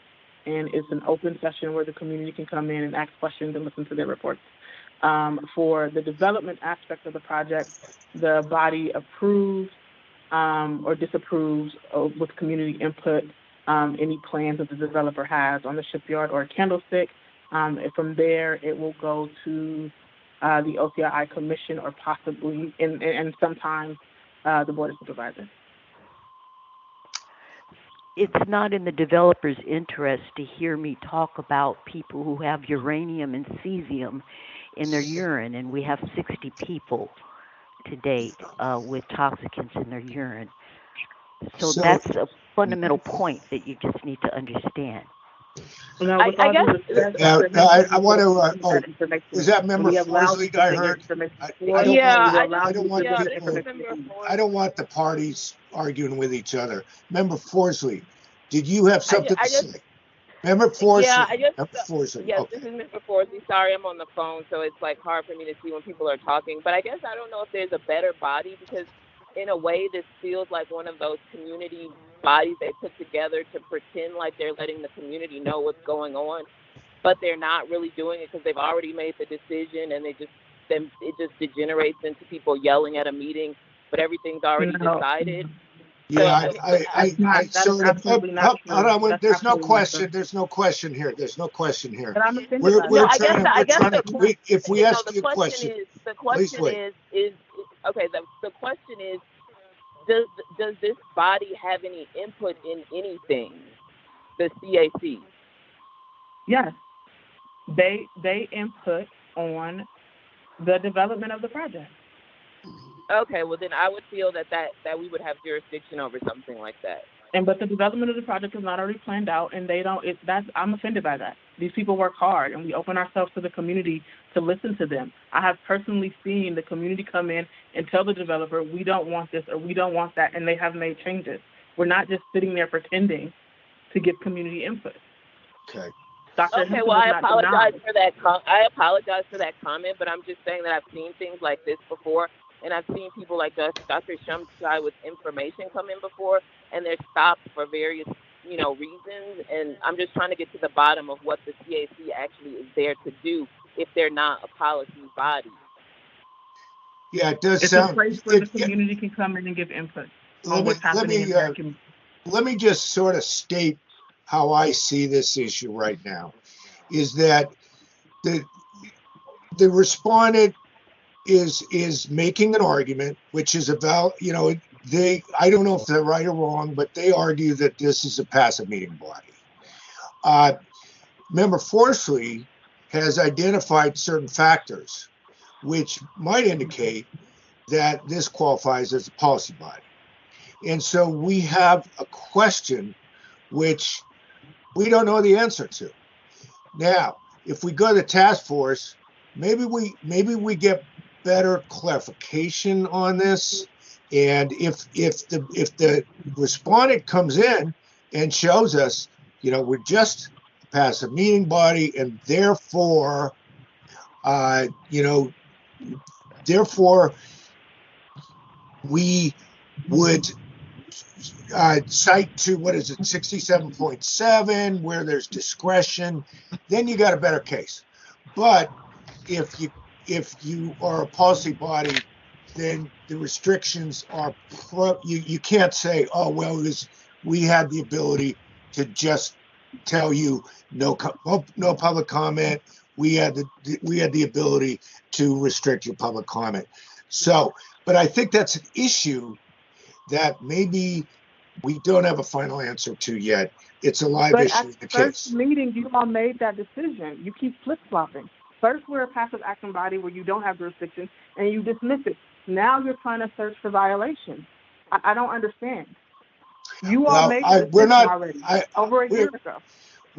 I don't know what happened then, and I may be contradicting. I may be contradicting what I'm saying right now. Maybe contradicting prior rulings, and that may be the case.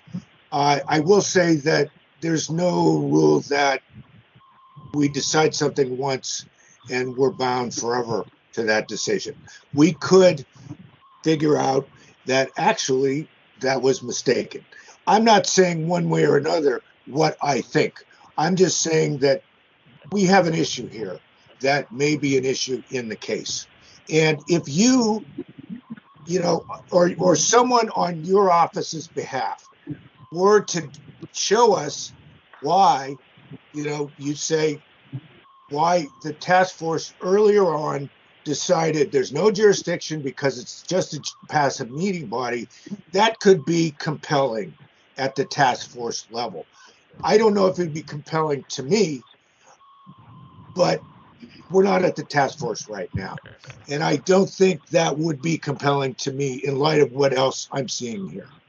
That's all I'm saying. But that's something that you want to have ready at the task force level. Understood. Okay. But I do appreciate that, you may have it. You've got an argument it's a viable argument. It may be a winning argument. I don't know. Members, anything, any ideas on how else we can handle this? I'm open. I could, I'm loath to be the one to make a motion. And so I want to give you the chance before I do, although I'm kind of seeing there's maybe something here. Yeah, can I just say, because this didn't really get addressed in the packet, what kind of body they are, and it wasn't addressed in the order that I saw. I'm just looking at their About Us page, which says that they're a group of San Francisco residents and business owners selected by the mayor to oversee the redevelopment process. It says that their scope and purpose shall be to advise the mayor and the San Francisco Redevelopment Agency Commission and the City and County of San Francisco's Board of Supervisors on matters related to remediation of the former Hunter Point Naval Shipyard, which sounds very much to me like a passive meeting body.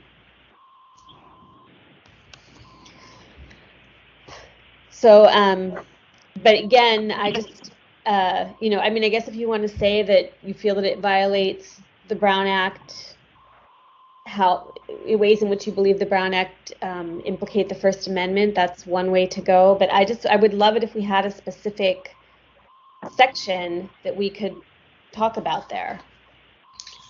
Well, and they do allow the public meeting, but very strangely, they're telling at least one member of the public that it's not okay to present on a certain thing during the public comment period. Mm-hmm. You would imagine that would be left to the member of the public to decide if they think it's relevant. They think it's relevant. Yeah. Well, this is Member Forsley, and I will support. I don't know if I'll support it, but I support you making a motion to see if I support it, Chair Schmidt. Okay. And duly noted, both of you, what you just said. Yeah, members, thank you, Member Forsley. I might make something, I might do something here, but Member Stein, Yeah, I don't know one way or another what I think about. I mean, it may be that it's unclear in the end what it is. It may be that it's obviously one or obviously another. It wasn't really like, let's say, fully briefed ahead of time, this issue. But, you know, that's kind of the nature of the beast here. We don't necessarily get things where you have it all set up ahead of time. So we've identified an issue that may be an issue. I don't know the answer. I think that it's possible that the standard for what they're supposed to allow here would be the standard that would be required of a policy body. I think it's also possible that the standard of what they're supposed to allow here is the standard that's required of a passive meeting body. To me, either way, I think there's enough here that there's a plausible, arguable violation, even if it turns out to be a passive meeting body under the language that we looked at. So that's why I'm going to make a motion to say that, you know, we have jurisdiction because we believe this is either a passive meeting body or a policy body, and we need to decide that. And we believe that this was a public meeting, and it was the matter of the slides information that was offered but rejected may have been a denial of rights under the Sunshine Ordinance, under the Brown Act, and possibly a denial under the state or federal constitutions, First Amendment. And so therefore, we would move that forward to the full task force as to the meeting January 27, which is the only meeting that we were supposed to be considering here today. Okay, I'm going to second that. This is Member Forsey. Okay. And I think I see that Member Stein is thinking we should go forward here. Okay, so I think we have a motion. I think we open that up for public comment. Cheryl, this is Patrick. Okay, this is Patrick. I'd like to make public comment. Okay, great. Do we have a second public comment? Anonymous 3. Okay, 3 is 2 again. David Bilpel. Bilpel is 3. Sullivan. Sullivan is 4. Do we have a 5? Okay, we have 4. Cheryl, when you're ready, let's start with number 1.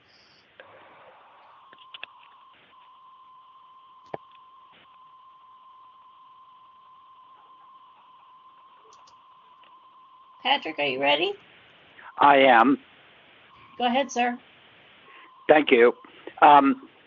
The notion that it's at the discretion of the chairperson of a passive meeting body to allow or disallow public comment or not is reprehensible, because I can tell you that many passive meeting body chairs take different positions. It's not uniform, it's not consistent, and that speaks to one of the reasons the Sunshine Ordinance itself needs to be quickly revised. As a city employee back in 2010 at Laguna Honda Hospital, Gavin Newsom, when he was mayor, created the Mayor's Long-Term Care Coordinating Council.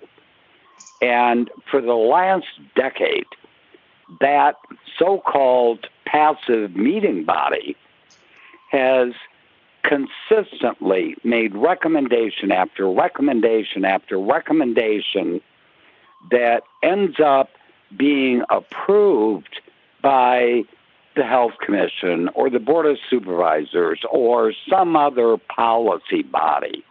It's a complete fallacy.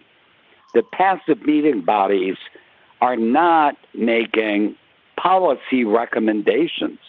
I can tell you those passive meeting bodies absolutely make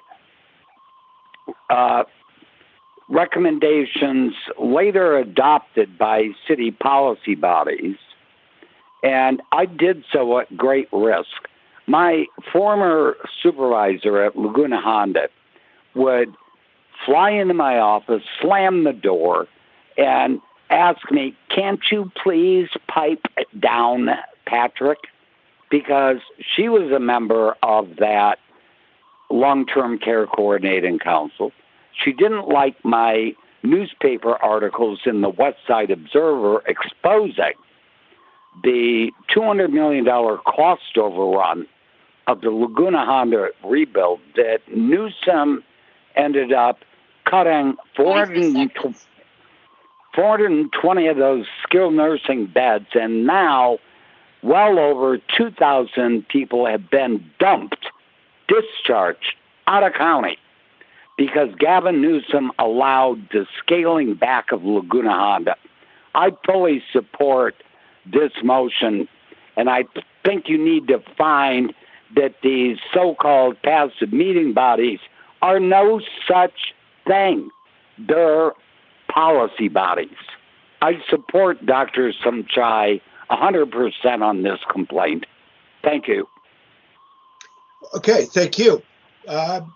Number 3, you're number 2 when Cheryl's ready. Are you ready, sir? I am. Go ahead. Thank you very much. This is anonymous number 3. I think, as always, we should stick to the law. I fully support this motion.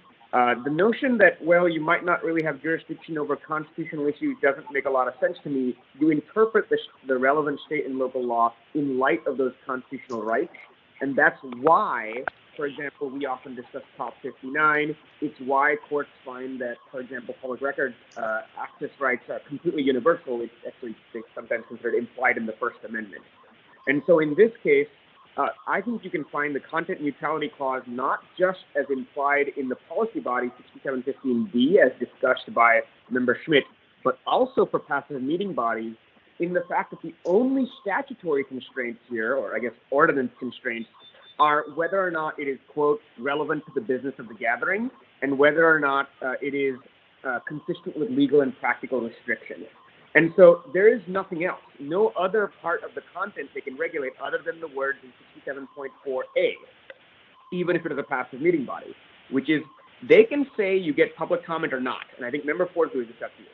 But once it's, quote, relevant to the business of the gathering, I don't think they have any more say. The law only says that's the discretion. And the only restrictions on public access to passive meeting body gatherings, even if this is one, is practical restrictions on occupancy. And I would also say that it is not the case that all passive meeting bodies are not policy bodies. Policy bodies are very carefully defined. And there's one thing that's not mentioned in the Brown Act, that's an enhancement in the Sunshine Ordinance, which is if it's an advisory board appointed by city officials, we know in this case it's appointed by the mayor, and there's a federal, state, or local grant. And I think you could say, is the developer somehow side funding this committee that's supposedly appointed by the mayor a grant?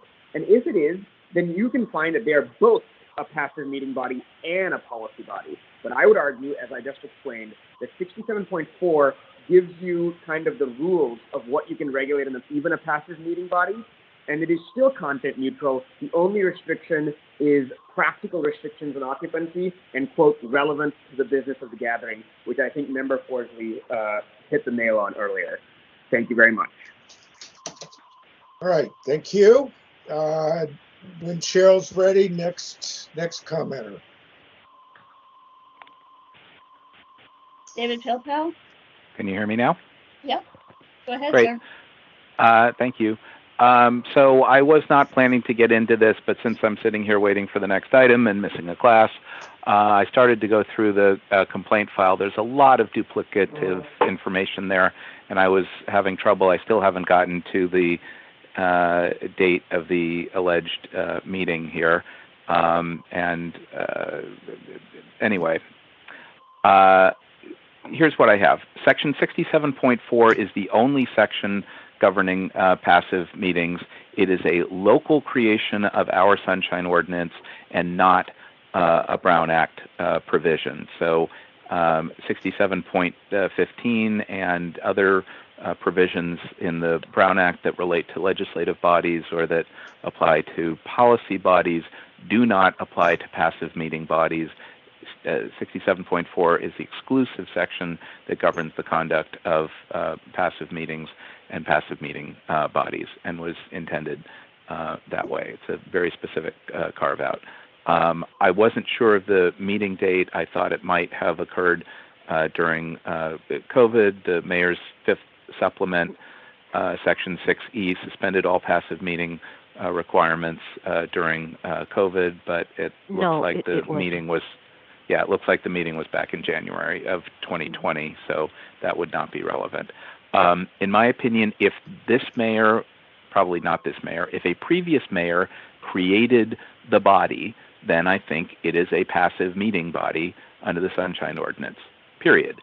If the redevelopment agency or the OCII Commission created it by action of the redevelopment agency or OCII Commission, then it is more likely a policy body. But it gets complicated there because the redevelopment agency was not a city board or commission, it was a state agency, and there was a period of time when either redevelopment or OCII was a city body, and then you have to figure that out. It gets a little convoluted. I would encourage the parties to focus their arguments and research in that direction as to whether it was or is, thanks, I'll wrap up, whether it was or is a passive meeting body, a policy body, or none of the above at the relevant time or times. I don't know the right answer, but I think that would help guide the task force in figuring out what to do here. Thanks for listening, unless you have questions. Thank you. Thank you. Okay. Public comment next. Next public comment. I think it may have been Sullivan. Yes. Cheryl, are you ready? Mr. Sullivan, are you ready? Yes. Go ahead, sir. Okay, so under the Brown Act, it's 54952. It sounds like it might be a legislative body, which would make it a policy body in the Sunshine Ordinance. There's A as created by state or federal statute, and then you go to B, it says, or other body of local agency created by charter, which would be the office of the mayor, and then go down to C1, a board, commission, committee, or multi-member body that governs a private corporation, limited liability company, or other entity that either, and I'm just going to go to A, is created by the elected legislative body, the mayor, in order to exercise authority that may lawfully be delegated by the elected governing body to a private corporation, limited liability company, or other entity. So that other entity is wide open. As far as free speech in the Sunshine Ordinance, we go to section 67.1, findings and purposes, G, the second sentence. However, when a person or entity is before a policy body or a passive meeting body, that person and the public has the right to an open and public process. Once it opens up for public comment, then there should be it should be free speech. We can go up to D. Elected officials, commissions, boards, councils, and other agencies of the city and county exist to conduct the people's business. The people do not cede to these entities the right to decide what people should know about the operations of local government. If the complainant is talking about the operations of the local government or what has happened, then she has a right to say what she says under B, 67(1)B. There's another one in D, which is the right of people to know what their government and those acting on the behalf of the government are doing is fundamental to democracy. With very few exceptions, that right supersedes any other policy interest government officials may use to prevent public access to information. She has information, they can't prevent the public access to information. I guess that's it. Thank you. Okay, I think we may be finished with public comment on that item. We had four commenters. When you're ready, Cheryl, let's go ahead and vote on this matter. Chair Schmidt? Aye. Chair Schmidt, aye. Member Forsley? Member Forsley?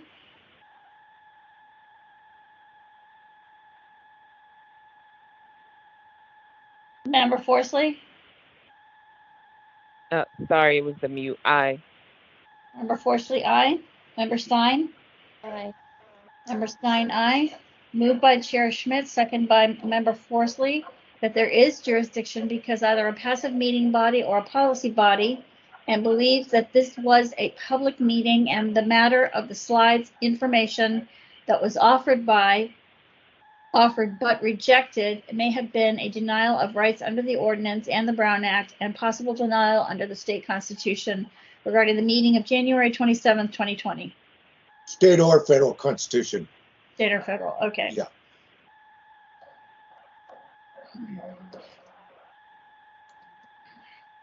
Did I get that right, Dean? Yes, sounds great.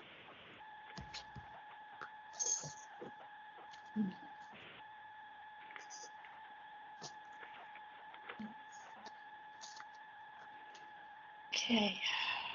So are we ready for the next item? I think so, yeah.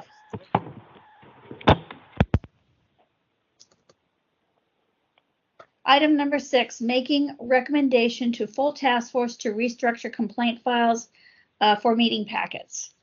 I believe Member Stein prepared some materials that I attached to the committee agenda.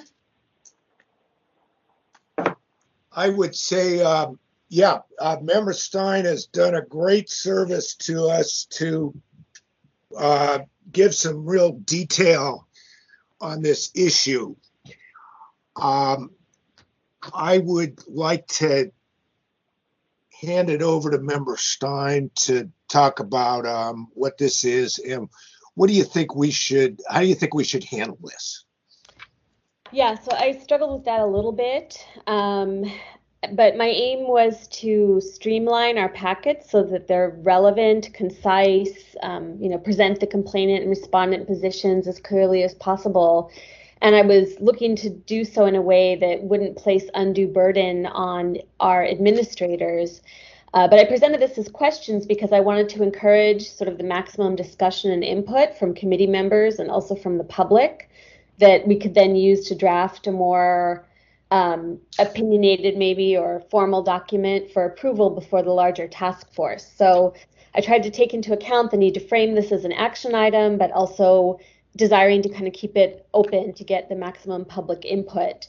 And what I'd like to do is take the responses that we get in our discussion and public comment and maybe draft a new iteration with specific recommendations that we can send forward for debate among the larger task force and hopefully approval.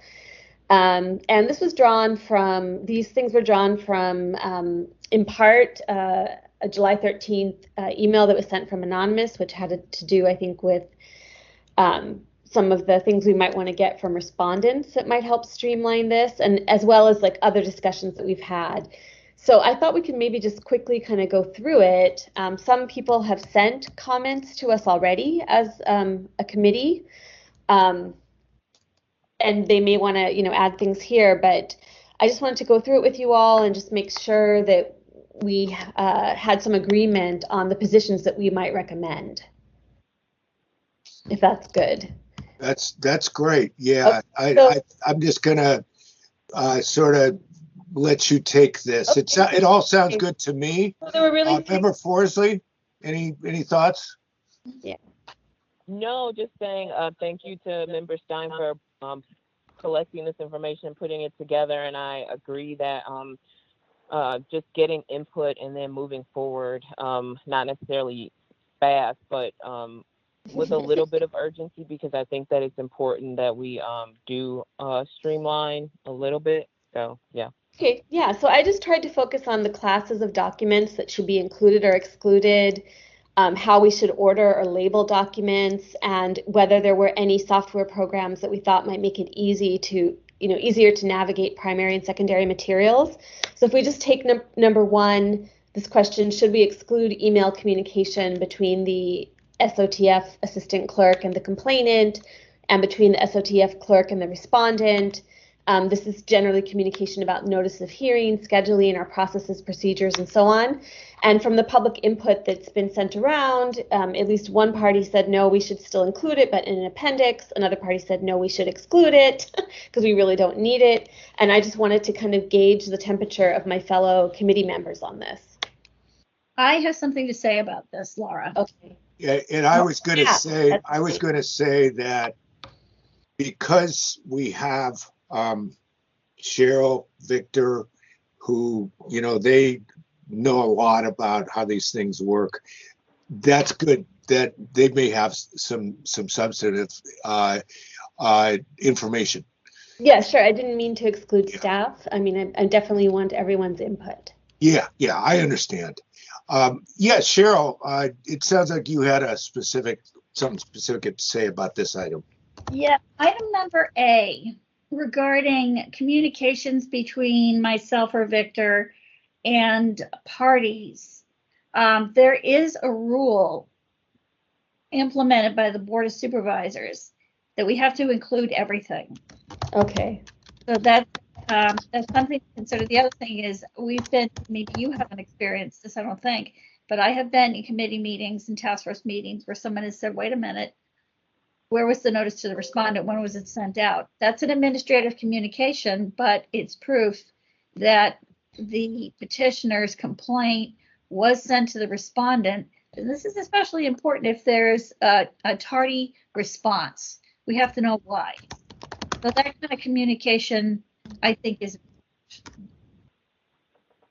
Okay, can I just ask you, Cheryl, is there anything in that rule that would prevent this material, though, from being put into an appendix instead of just being mixed in with all the other materials? Well, it's not mixed in. I mean, at every committee hearing, we provide a list of documents and this list was developed by the task force on how they wanted their materials presented. I will also say that that you guys are kind of crippled because you don't have the legal memos. And the way it was set up was the petitioner's complaint would start, and that would be like the complaint form that we get from people. Again, not everybody wants to fill it out, and it's not a required document. And then after that would be the legal memo. And then after that would be the summary, which is what the case, what the laws that are being violated. And then after that is the petitioner's materials. Following that would be the respondent's materials. So it was set up, there's no reason we shouldn't adjust or change anything. I'm just saying that before my time, this is what I was told to do. If Victor has other comments, then please address them, Victor. Hello? I'm here. I'm just trying to think about it. I believe we could put all the memos that come out from staff to all parties. I believe we put them at the very end of the packet, just exactly. So that, and I can reference them just in case. We just put it in the end of the file, so that it's out of the way and not getting in the way. The other part of it is we have two sections, one for complainants and one for respondents. And generally we keep them in chronological order.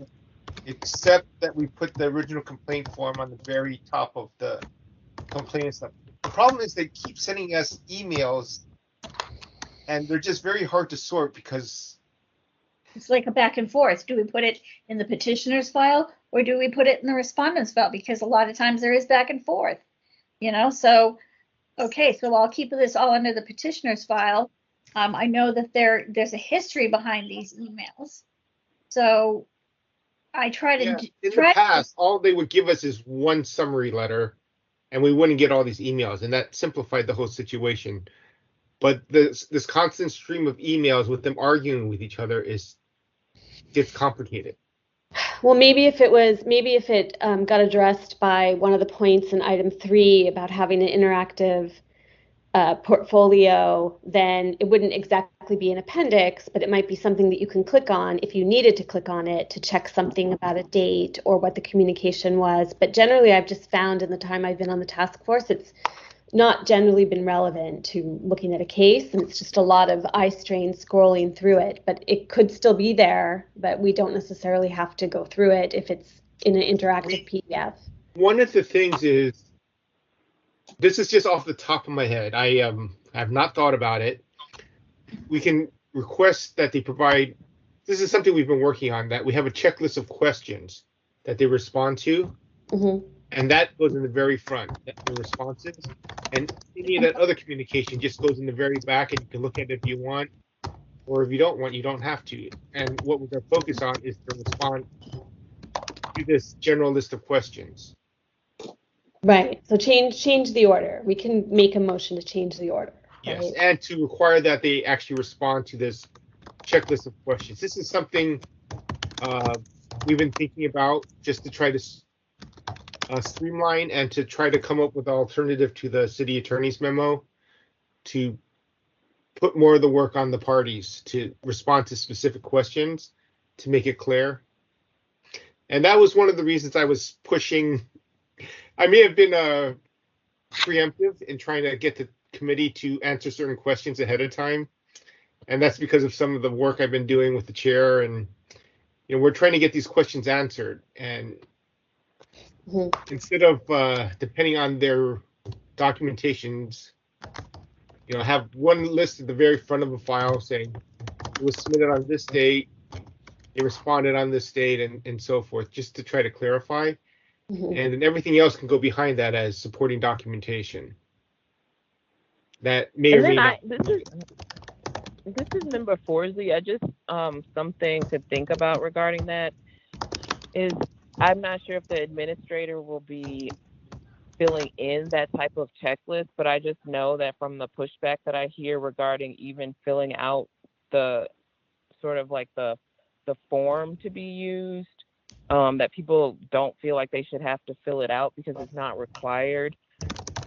I just see there might be some pushback in having them fill out a checklist of some sort, but maybe not. You'd be surprised at how many people do cooperate and say, oh, yes, I will fill out that form. Many people do, including anonymous. It's not required, but I do ask so that there's something to address when you first open the complaint. Okay, this person violated this particular action, and this is what the petitioner says happened. That's kind of what the form is all about. But again, as you know, the committee has reviewed a new form that was suggested and mostly drafted by Victor. And now it is with the Mayor's Office on Disability presented in a format that would be user-friendly for somebody who might be disabled but have computer access. So they're investigating that. I do understand where you're trying to go, is trying to get the relevant information to the very front. Yeah. So that we don't necessarily have to read all the back and forth emails. And we need everyone involved to help us do that, including the respondents, the complainants, because we don't want to have to make that judgment call on their behalf. Exactly. Right. We can't. Okay. Should we address item B? Should we include Sure. every document provided to a petitioner? You know what? I've spoken to Chair Wolf about this many times, and we have had certain petitioners who have provided hundreds of pages. And one of the things that we wanted on our complaint form was a sentence that said, we only, please provide only 15 pages of documents that are responsive to either your request or as a respondent saying, this is my proof. Just a sample. I don't need hundreds of pages. I don't need lots of articles. I just want a sample of what it is you are alleging actually happened. That's all we need. And so that's another question that we're putting on our form. Okay, great. So that's a good idea. That is a good idea, and I agree with you. It would certainly save me a lot of work. Right, because we can find a violation with one solid instance. We don't need pages of an example. We don't need every. And any thoughts, anybody, about including the order of determination and any request for reconsideration? Yes, as soon as an order of terminate, and I try to do them as quickly as the meetings happen. I send them to Chair Wolf. Victor reviews them. I send them to Chair Wolf. He reviews it and signs it, or he sends it back and says this sentence doesn't make sense. I tweak it, send it back to him. He signs it. It gets posted on the web, and then I. Well, in essence, the matter shouldn't even be scheduled before committee until that OD is issued, because we can't ask them to do anything until the OD is issued. So OD should be included as part of any follow-up hearing. And the OD will always be included at the very beginning of the case. Okay. Any comments on point 1E from anybody? Or any updates on what we're doing with the intake form? That's an idea. Okay. That's something we'd have to draft, or the task force would have to give us ideas on what it is they want to say. Okay. That seems to be, this Chair Schmidt, that seems about a separate intake form for respondents. I'm guessing that's sort of like, what's their take on the situation? Do they think that they've responded? Do they admit anything? Something like that. Mm-hmm. Yeah, I don't know. But it also may be something that's being looked at in that project that we heard about that Chair Wolf is working on. Yeah. Okay. So I'll send something to him to see what he has to say about it. You might also want to include where you think this form for the respondent to complete should be placed in the packet. At the beginning of all respondents. If it's a reconsideration form, it goes on the top of the pile. It should be the first thing seen by anybody. Why do they believe they should get a reconsideration? Okay. So both the petitioner and the respondent would be on the top. Yeah. So any other thoughts from anybody on this first thing about what should be included or not included? This is for reconsideration. No. Yeah, this is for both original petitions and also reconsiderations and respondents. I'd like to just kind of get the staff and my fellow committee members' ideas, and then I'd like to open it up to the public so we can hear what they have to say. You want to, Member Stein, do you want to do just procedurally 1A through 1E? Just 1 through 3. Let's just have the discussion as far as we see it, and if we have a little time, we can give public commenters a little bit more time so they can address all 3 points if they want, and they can also submit things to us, which I can incorporate. Okay, so let me just sort of probably just repeating what you said. I apologize, but okay, so you want to talk through 1, 2, and 3, and then there will be an opportunity for public comment today. Yes. And then the public can submit any kind of written comments that they may have. Do you think that we should creating kind of parameters? I know we've already gotten some commentary. I'm not saying we need to. And then I guess what you're thinking is then we have something to work from, and you're thinking that you may want to develop a motion of some kind at that point. Is that kind Yes, of what that you're is looking at? exactly what I'm trying to do. Yes. Okay, good. This All is right. really input process towards having, being able to put together something to then recommend to the full task force. Great. Okay. You're thinking now we move to 2 and go to 2A through E. Sure. Go ahead. Right. So 2A, how should we order and label documents? Some public members have suggested having a table of contents using Adobe Acrobat and allowing parties to tell us how they would want to label the contents. That's one idea I've heard, but I'd love to have input from staff and from committee members. And I guess we've been told that there already is an order that's been prescribed, but we can maybe tweak it to be more relevant. I'm wondering about, maybe there's a prescribed way that we want to label these different sections, and we can have the parties put the correct materials into it.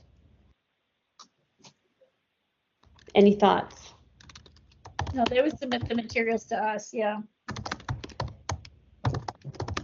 I think that sort of it kind of comes down to what is viable. I mean, I'm not a Adobe expert. You would think that, Adobe could do all kinds of things to help us out, to index, to be, maybe something that's searchable, etc. But I don't know what the capabilities are. Yeah, we're looking at some fairly rudimentary types of files here, churning through 600-700 pages in a case, looking for like the one or two things that may be significant. And so any help we can get would be great. So anyone who has ideas about how we can viably use the technologies that we can access, that would be very helpful. One thing very specifically I have seen is that there have been situations where I'll see a case and it'll come to the committee and say there's 500 pages and they're all numbered. And then when I see the same case again before the full task force, it's this whole new set of numbers. And geez, I wish that I didn't have to go through all those pages again because the numbers are different. So keeping what we call in the legal profession the bait stamps, keeping the same bait stamps would cut down a lot of my time. I'm sure it would, but you know what? Different cases are applied to different meetings. And yeah, I know. We do that. I mean, as it is, I believe for that we can probably. This is off the top of my head. Maybe we can do listed file number and then page numbers within that file number. Exactly. It will make it's something brand new that we have to think about how we're going to do that. So like be 21001 dash page 1, page 2, page 3, page 4, so that each file has its own page numbering. That's great. Something like that would be great. But I don't know how we would do it. I don't either. It's at least an idea at this point. Yeah, I mean, it's Adobe Acrobat's been suggested. I know that I've just worked with simple Word documents, but obviously we want a PDF so that it can't be altered. But it's just like there's a number of ways to create tables of contents that would just link to the sections that people want to look at. Well, let me tell you how we generally handle it right now. It's a little bit old school in that we get all these emails, PDFs, and whatever. In the past, we would just print them all out, separate them into petitioner, complainant, and then just put it in the file. And then when it was time for a meeting, we would take that physical file and just scan it and post it online. Because doing it by hand was just the easiest way to do it. But the number of emails and PDFs have just increased so much, it's just hard to keep up with it. And especially since we're not in the office to actually create a physical file anymore, we have to work entirely electronically. That's making it even harder on us. I did let the committee knows I do go in on Thursdays and Fridays. And what I do on Thursday is collect people's responses that they are sending to me. And I try to organize the file with everything that I'm given, because we have to give it, we have to provide everything. And I'm not comfortable making a judgment on what you would call relevant. And I might look at it and say, oh, do we really need this? And I don't want to make that error. Yeah, and that's exactly what I think I would concur with that. It's probably better to have more as opposed to less when it's a judgment call. Unfortunately, that makes it a bigger file, but still, you never know which page might become salient to a case. Okay, but you could still have you could still have these documents indexed and linkable so that however many there are, if they're not relevant, they don't have to be looked at. If they are relevant, they can be, right? If you have an index table of content, because how many times do you go and you want to go back and find an email and you just have to scroll and scroll and scroll to even find where the emails are? Absolutely. Agreed. The other thing I'm thinking about, and I'm not trying to disagree with what you're saying, but creating an index, that takes a lot of time. And my time right now is pretty stretched. Yeah, I have to look at it because I haven't actually worked on Adobe Acrobat or these kind of portfolios. I know when I do this on Word, it's literally a matter of putting a heading and just indicating through the program that that heading is a certain type of index or a certain level of index. It's not a very complicated process, but I'm not, with Word, but I'm not sure about Adobe Acrobat, but maybe I can investigate that. It may not be that much additional work. You're still putting everything together into a PDF, and then you may just be, labeling something so that it appears in an index that's assembled for you by the program. Yeah, and I agree. With Cheryl, I'll just paraphrase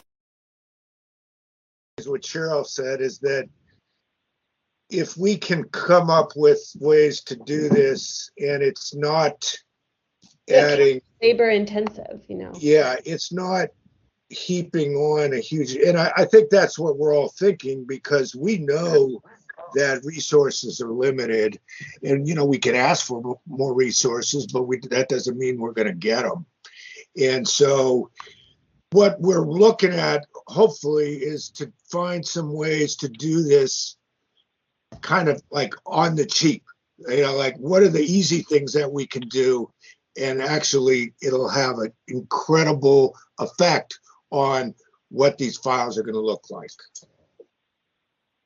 It may also save time just to take these files that are already electronic and, convert them to PDFs and just index them rather than printing them out, rescanning them, or whatever is being done.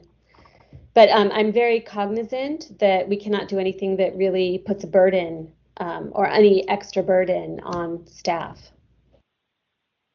So 2B, should we place both petitioner's complaint and respondent's reply at the beginning of a packet rather than how it is now where you scroll for a long time to find the respondent's complaint? Or is there anything that prevents us from doing that?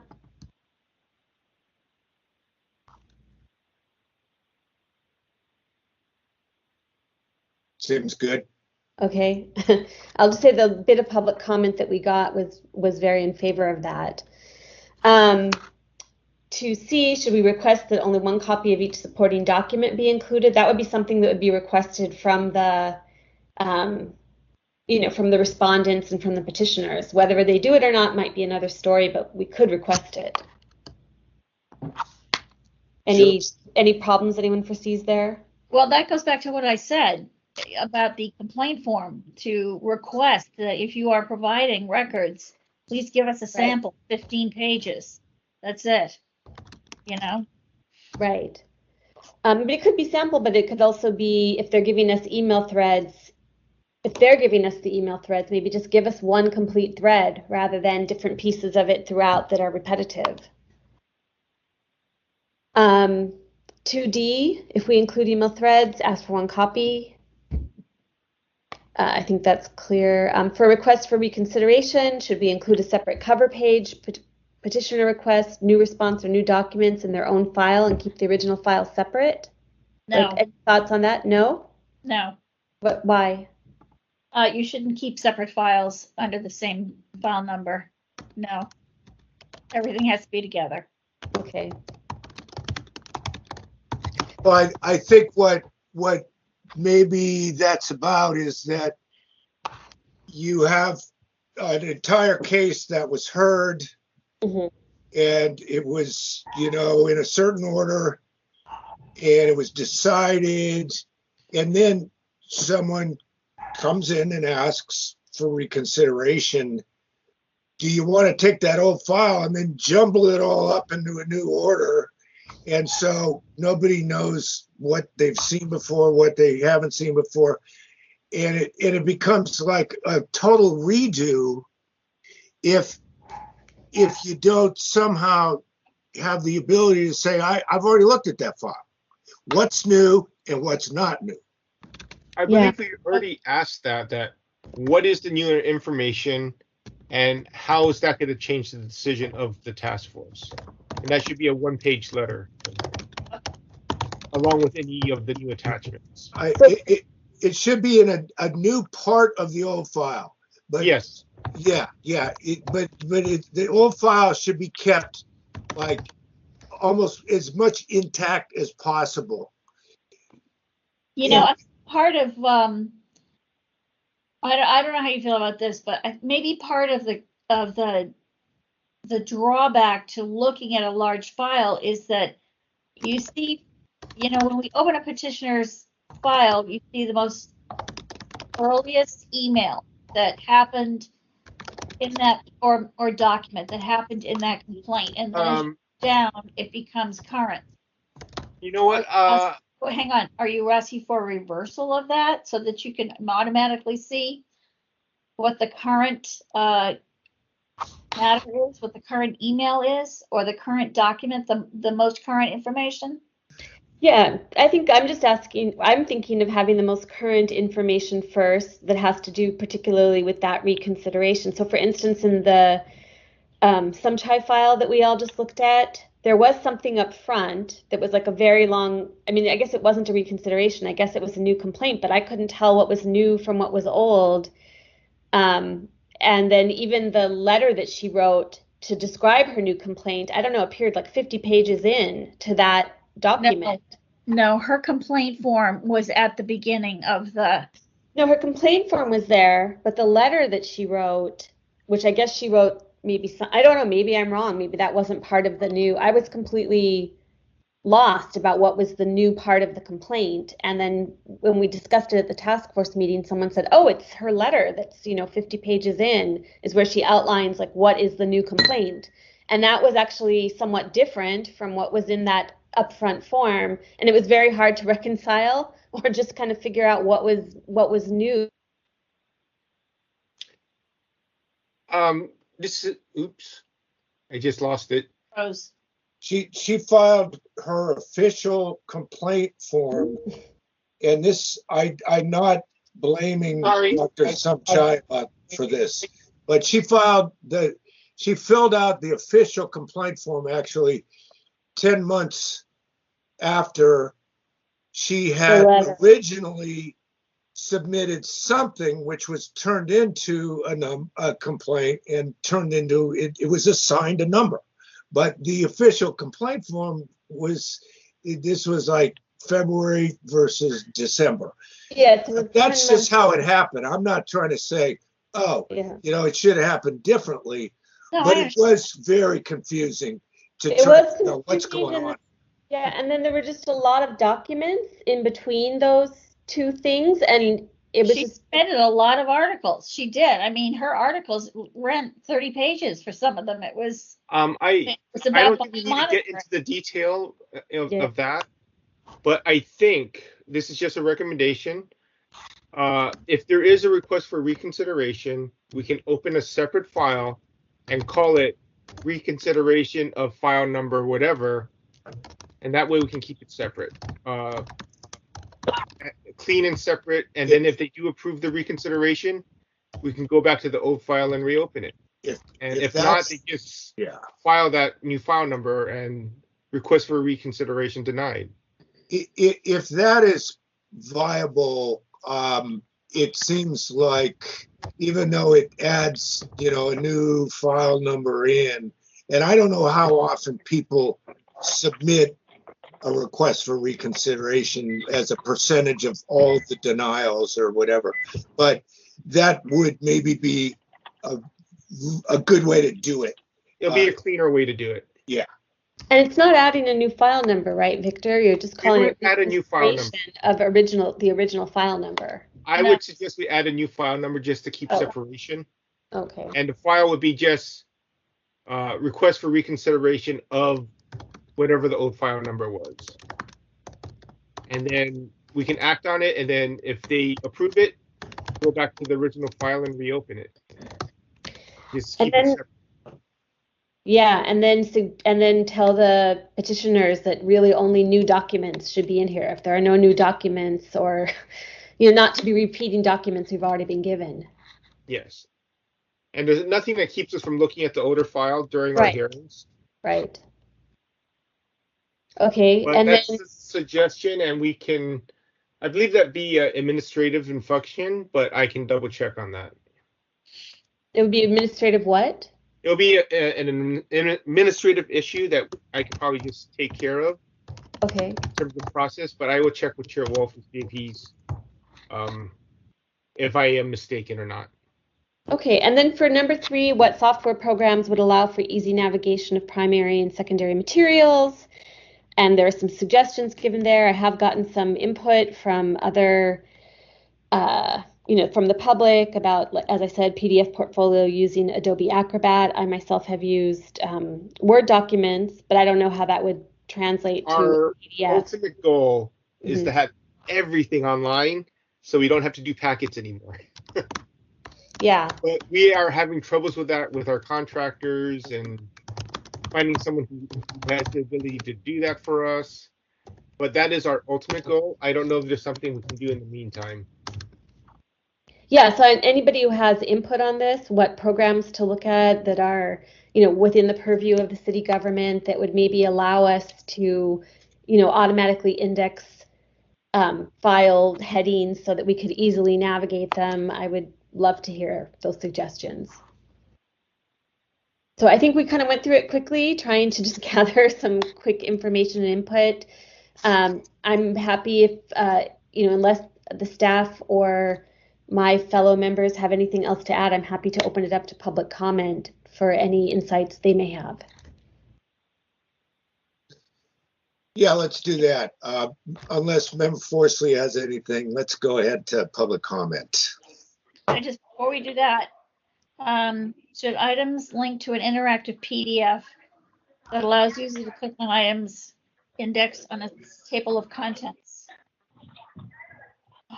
We didn't really address that. Right. I mean, so tell me your thoughts on that. I've never used a program that would be interactive with a PDF. It allows you to click on items. Should some other program be used to allow for linked index to support materials? The only indexes I've never done an index except on a contract, where I mark all the headers. But that's formatting. That's not indexing. That's just formatting. Seems like indexing might be potentially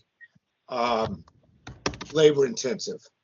I'm just pointing that out. I don't know. By indexing, I guess all I mean is that you have a heading that will automatically pop into a table of contents what page those documents begin on.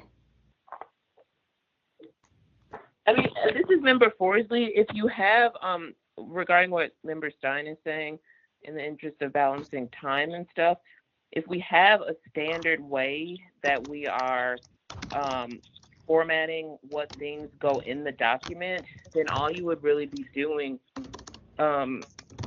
is inserting, the different body of the different cases if we had a standard heading that we were going to be using, like a standard way that the headings were going to be implemented for all cases. So you wouldn't be updating the headings every case.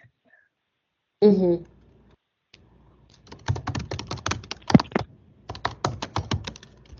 That is one way to do it, and then presumably the what I'm calling the index, like the page numbers that it appears on, would be automatically slotted in, depending on how big those documents were. I think that's how it would work, but I have to look.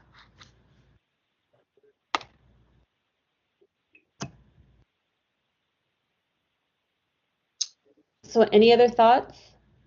That's I think we may be ready for a public comment.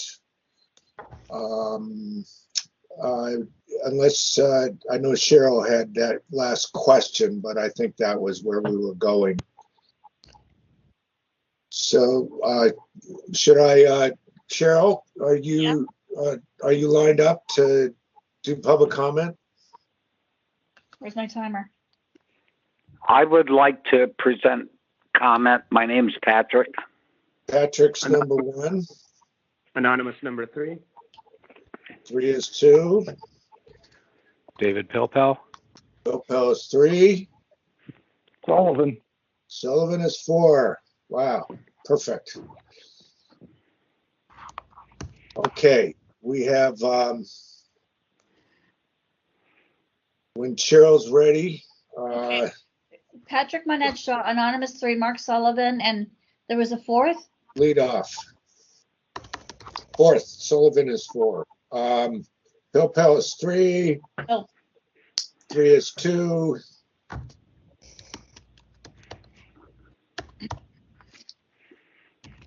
Anonymous 3 is second. Number 2nd, yeah. Mr. Shaw, are you ready? I am. Go ahead, Shaw. I'm Patrick Monette Shaw. This whole technology discussion is above my head and now my pay grade because I'm retired.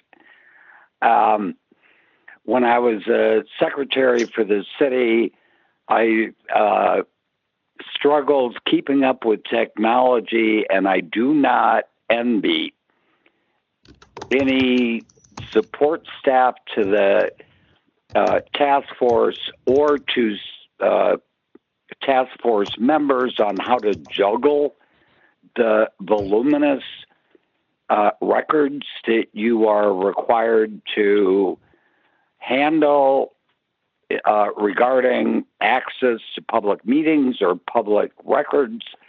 I would urge you that as you wade through the technological issues on how to best deal with this, that you quickly consider the simple suggestions I submitted to the complaint committee on the form. I think it's really important that you keep it short and simple. Did the respondent reply at all? If you ordered the respondent to provide additional written information to evaluate either jurisdiction or the merits of a complaint? Did they do that? You need a very simple checklist in the interim as you explore how to do this technologically. So I beg you, come up with an easy, implementable solution quickly as you wade through the more thorny tech issues involved in this. I'd be happy to provide additional information, but I'm begging the complaint committee to seriously consider the recommendations I've already submitted. Thank you. Thank you. Yeah, thank you for any of the written input here is greatly appreciated. And I believe, having gotten to know my fellow committee members, I believe that it's going to be considered very fairly. Okay, next. Wait a minute. Thank you, Chair Schmidt. You're welcome. Now we have Anonymous 3 when Cheryl's ready. Hold on. You mentioned that we were having, is it 3 minutes or more? Because someone said it would be more time because there's more thing to discuss. I just want to know how much time there is. Yes, 3 minutes. What I might let you do a bit more if you need to. I know that it will be useful. I don't want to make that a policy, but you just tell us what you're thinking, because your input could be very useful on this. And I know there's a lot here. Go ahead. Whenever Cheryl's ready. Before you start, I'd just like to caution that we need to set a specific time for all members so that it's consistent for everybody. If you have any additional questions after the person makes public comment, you can ask them questions and they're allowed to respond. Thank you, Victor. Good catch. Ask Anonymous 3 a lot of questions. Okay. All right. Thank you. Victor's right. Thank you for catching me on that mistake, Victor. Okay. Whenever Cheryl's ready. Anonymous, are you ready? I am. Okay. Just speak slowly, please. I'll try. Thank you very much. This is Anonymous number 3. First, having reviewed the checklist that Mr. Manette Shaw drafted for you all, I think it's a phenomenal idea. It's a really great thing, and I think that even if you don't have, and I don't think staff can put its interpretation of merits of issues on a checklist. But if it was the end output of the complaint committee, here's the checklist, making sure we have all the information needed to fully hear the case. It's an amazing idea. I fully support it.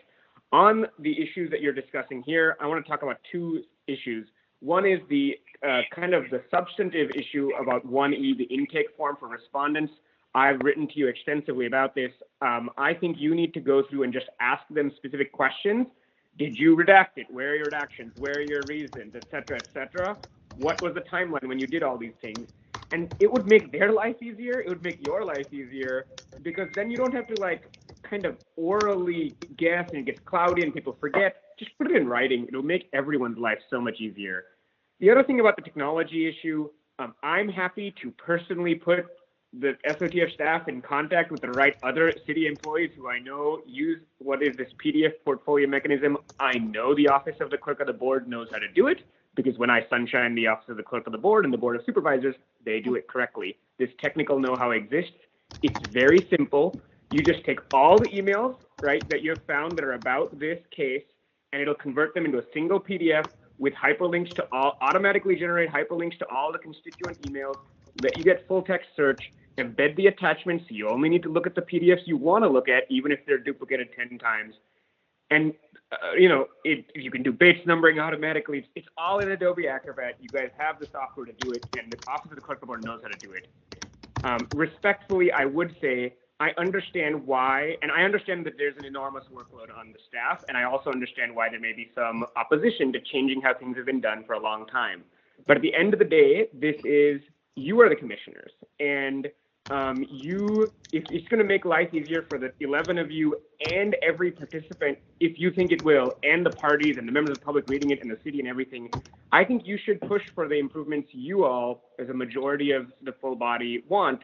And if the Office of the Clerk of the Board can't provide it, you should talk to the Office of the Clerk of the Board, right? What is the right amount of time they can spend on this, why something can't be done or not. But it should not just be a decision made by staff. I'm happy to provide plenty of information about this PDF issue, but it's not just convenience.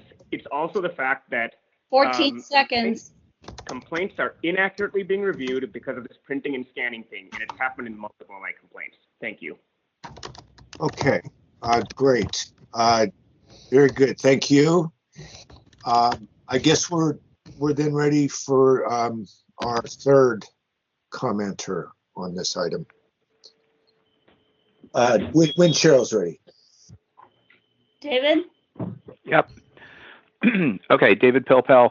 I can speak slowly if that's helpful, but it may take me another 30 seconds more than the 3 minutes, or I can speak quickly and run it into 3 minutes. Do you have a preference? Fast, please. Okay. And I can get this to Cheryl or Victor afterwards. That was what I was going to say at the end. So I would structure the recommendation to cover initial complaints, reconsideration requests, and then recommended referrals to other agencies like follow-up. In all cases, I would include procedural communications from the complainants, respondents, and SOTF staff, which may have bearing, and only one copy of each document, including email threads, unless circumstances require otherwise. For initial complaints, I would include documents provided by the complainant, the respondent, or others that may have bearing on the matter. For reconsideration requests and recommended referrals, I would only include the task force order of determination and any subsequent material, i.e. not the original complaint, because you're not relitigating the original complaint on a reconsideration request. In all cases, I would include the complainant's material first with any attachments, followed by the respondent's material second with any attachments, and conclude with any other materials, including procedural communications or communications from members of the public. I think a simple updated cover sheet with the page numbers behind it would help everyone navigate the packet material. I would not link PDF documents from the cover sheet. I think page numbers are sufficient at this time. I think it's just asking for too much work to link everything. I would encourage you to revise the recommendation on this item tonight to incorporate some of the ideas that you've heard from the public and your discussion, and perhaps continue this in committee until you finalize the recommendation for the full task force. I think it's better to get this right than to get it to the full task force immediately. Thank you very much for listening, and I can also put these thoughts in writing and provide them to Cheryl or Victor unless you have questions. Thanks again. Okay, thank you. And just I would appreciate to those be thoughts. clear, there's no intention to finalize anything tonight. That's fine. Pretty much. This is a good discussion. Good discussion. Absolutely. Thank you. Okay. Member Stein. Sorry. I would appreciate those comments in writing from Mr. Pilpal if he can submit them. Happy to do so. Okay, great. And we had a fourth public commenter. Yes. Cheryl, are you ready? Just a moment.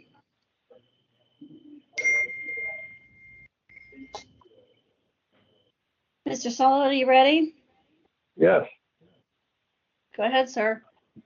Okay, so I noticed on some of the large older complaints, you have part 1, part 2, part 3.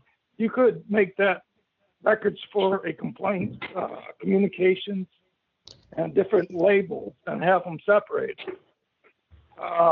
Another possibility is, I don't know if you can have, if Sunshine Ordinance Task Force can have a working document within a file where members can put down location of documents that they seem relative to the case in the file. And it can be just members adding a note. If it's not allowable to have a working file, you can have a series of notes from task force members. Idea for putting all the packets up on the website. I know you don't have control over your web page and are able to put links on a web page. What you could do is how you do the agendas, is just put it all in a PDF with links to that, and then upload that PDF for links to all your packets that are complaints that are up. In the packets to the complaints and respondents, is not made public until the agenda comes out. Complaint procedure B says, upon receipt of a complaint, the responding city department shall be sent written notice of a complaint with a request to respond to charges in the complaint within 5 business days. It does not happen on that timeline, and if you actually it seems to happen only before the hearing, but you could have it happen not in regards to the hearing, just have them have to put all the documents before, not just 5 days before the hearing. If that makes any, hopefully that all made some sense. Thank you for your time. Okay, great. Thank you. All right, members. I think we've probably covered number 6. Let's. I don't think there's any action that we haven't already said we're going to do, and this is a matter that's going to be worked on. So I think we've covered number 6, and unless there's objection, I think we can move to number 7 on the agenda. I'm fine with that. Yes? Chair Smith, would you like to continue this matter to the call of the chair? I think that's, yeah, let's do that. Let's continue it to the call of the chair. Wait, what does that mean exactly? Continue it to the next meeting. Okay. Not necessarily the next meeting. It's whenever the chair wants to reschedule it, just so it remains open and it doesn't get closed. And Right. we would need to take a vote on that, a motion and a vote. Okay, and I just want to say from my perspective, that would be great. I would like to just draft a next iteration of this based on what people said tonight and anything else that I receive in the next week or two. And then when I'm ready, I'd love for it to come again so that we can just say, yes, we agree to put this forward, or we don't. Yeah, and I will, Member Stein, I'm gonna sort of look to you to do all the orchestrating on this. I'll let this one be yours, which is certainly greatly appreciated. So, Victor, what do you need from me to do that? You need us to make a motion? Yes, just a motion to continue the matter to the call of the chair. Okay. I so move. I'll second that. This is Member Stein. And I would like to also add a file number to this matter, just so we have a way to keep track of it. But we can take care of that on our side. Okay, great. Can we vote on that, or is comment? Yes, we would appreciate a vote. Okay. What about public comment on the motion? Is that a motion that is subject to public comment, Victor? It is a motion. You've taken public comment on the matter, yeah, but this is on the motion to continue the matter to the call of the chair. So I need to open it up for public comment? Yes. Okay. Great. Patrick, I'd like to comment. Yes. Mr. Von Epshaw, just hold on, the chair speak. Yeah, one moment.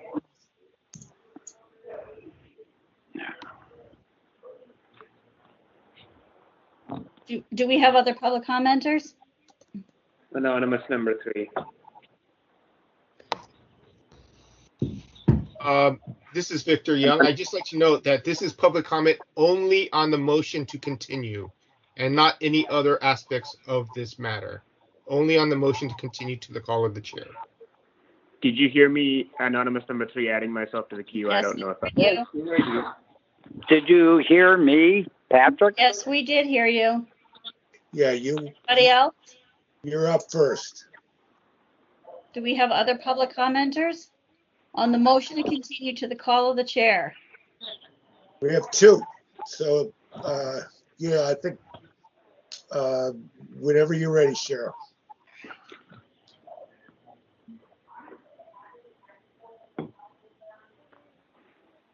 Patrick?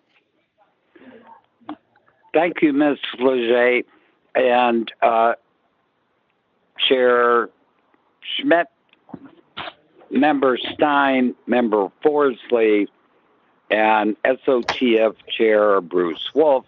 I fully support this motion to continue it, but I would like to have you consider adding an amendment to the motion to quickly develop a procedural checklist like I drafted and submitted for your review, to start standardizing what kind of a checklist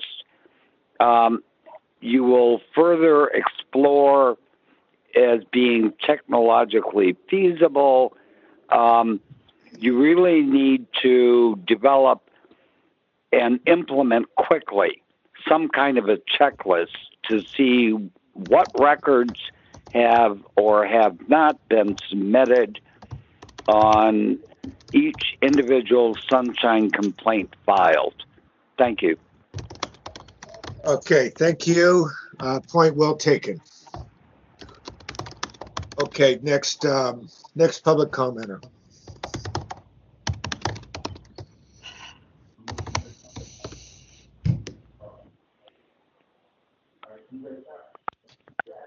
Anonymous number 3, are you ready? I am. Slow down. Go ahead. Thank you. And I will provide 150-word summaries of what I've said today. So, so I don't support this motion to continue the call of the chair. I think you should make a motion to continue this matter to the September meeting of this committee, because I think this is an urgent matter. I've been discussing issues like this since the beginning of 2020. Because if you look at one of my very first complaints, you'll see it from a long time ago. This issue of, oh, well, it was printed and scanned actually became a problem at your hearing, just like it became in the very recent hearing that happened, John Hooper versus OEWD and DPW. These things are not just from a matter of time and convenience. They also affect the information you have. And so I would say it should be a motion to continue to the September meeting. I actually think, you know, in the ideal world, you would actually take this to the full SOTF and the September SOTF, because otherwise it's going to be the earliest is October SOTF. And a lot of people's complaints are going to be heard in the old, current, I guess, the status quo. And I do think there's an urgency that really matters here. You'll just be able to, in my opinion, hold hearings and spend less time, your time, you know, just trying to piece through what is going on in each complaint, both at this committee level and at the full task force. I think there's a real urgency here. Thank you. Thank you. Point also well taken. I believe that we should go ahead and just have a vote. And I know that Member Stein is on this. It's probably going to go forward pretty quickly. Cheryl, whenever you're ready. Chair Schmidt? Aye. Chair Schmidt, aye. Member Stein? Aye. Member Stein, aye. Member Forsley? Aye. Member Forsley, aye. Moved by Chair Schmidt, second by Member Stein to continue the matter to the call of the chair and continue the matter to the call of the chair.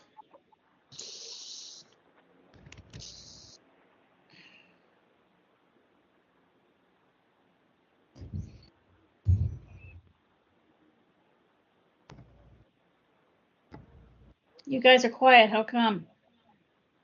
Did you call a name? You're up. Are we going to number 7, Cheryl? Okay. Item number 8, adjournment. Oh, are we past 7? Okay. Oh, We sorry. have not discussed item 7 yet. Item 7, sorry.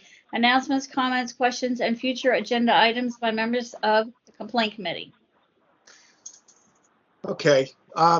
I think that all I have to say is I very much appreciate Member Stein's work, and I think that we will have one or two other processes. I know that we had started a process to talk about what we do in these committee hearings during the hearings. And I think it's right now we've sort of not gone forward with that. But I think that's going to have to happen at some point. And that's about, basically, what are we doing here? We're deciding jurisdiction, we're deciding this, that, how much are we looking at the merits, etc. I think I'd like to get this other thing dealt with, and that is going to be probably up next. My personal pet project may be the one after that, which is I'm very attuned to backlog, and I may have a proposal, but I know there's something else working its way through, and so hopefully it won't just be up to me to be pushing that one. That's all I have in terms of number 7. Members, anything else? No, I'll just say that I will be working on this as quickly as I can to do a next iteration of rethinking the packets. I appreciate having the time if I need it. I will try to do something by September, but I just will do it as quickly as I can. And I do appreciate everyone's comments, and I probably will follow up on some of the things that have been said here today. Okay. Anything further, Member Forsley?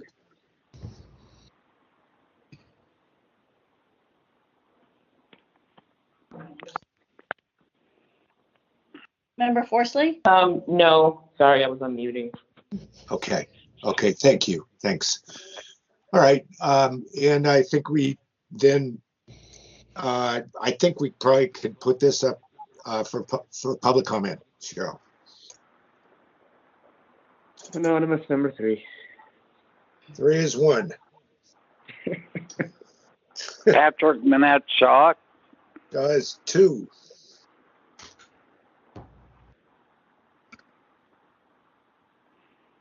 Do we have other public commenters? Here we go.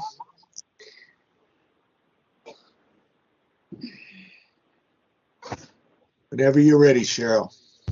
Anonymous number 3, are you ready? I am. Go ahead. Thank you very much. This is anonymous number 3. I think the two other future agenda items discussed by Chair Schmidt are great ideas. I do hope you all discuss them. I have sent my suggestions for additional things I think this committee could do that would, and I don't mean this committee, I mean whichever committee is the initial committee hearing a complaint.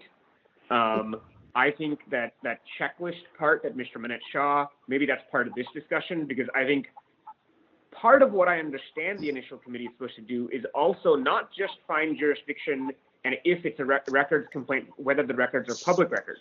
And by the way, I don't believe you're supposed to find whether the meeting was public meeting or not, because that's not how the Sunshine Ordinance is written. But there's a specific question the SOTF has to determine whether a record is a public record or not. But there's no such question like that for whether a meeting is a public meeting. But I think that you all could establish the undisputed facts more clearly, or help establish them, and that would identify for the full task force what is at issue, what's a dispute versus what's undisputed. Because I think what happens is the current things that you're asking respondents to do, it's not their fault, it's just your long-standing process.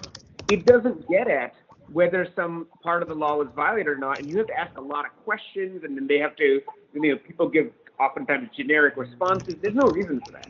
Just ask very specific questions to the respondent, and I think you'll be a long way there. Like these hearings that last 45 minutes to determine whether there's a violation or not, probably don't need to. Sometimes very obvious, there is no violation, because sometimes what the complainant is saying is very generic, and sometimes it's obvious that there is a violation, and you don't need to discuss like all these other things.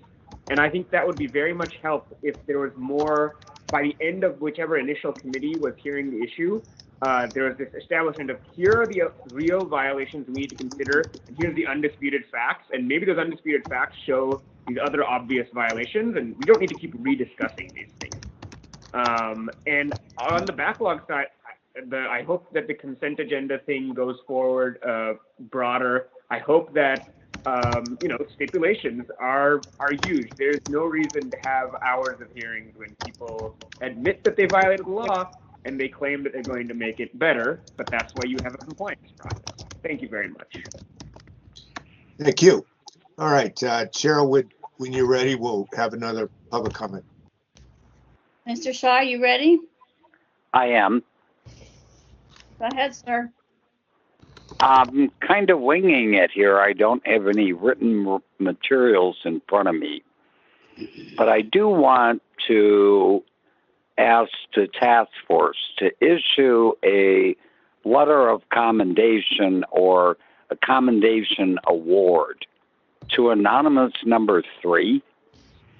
Over the past year and a half, 2 years, he has contributed valuable insights to the deliberations of the task force and the task force's subcommittees.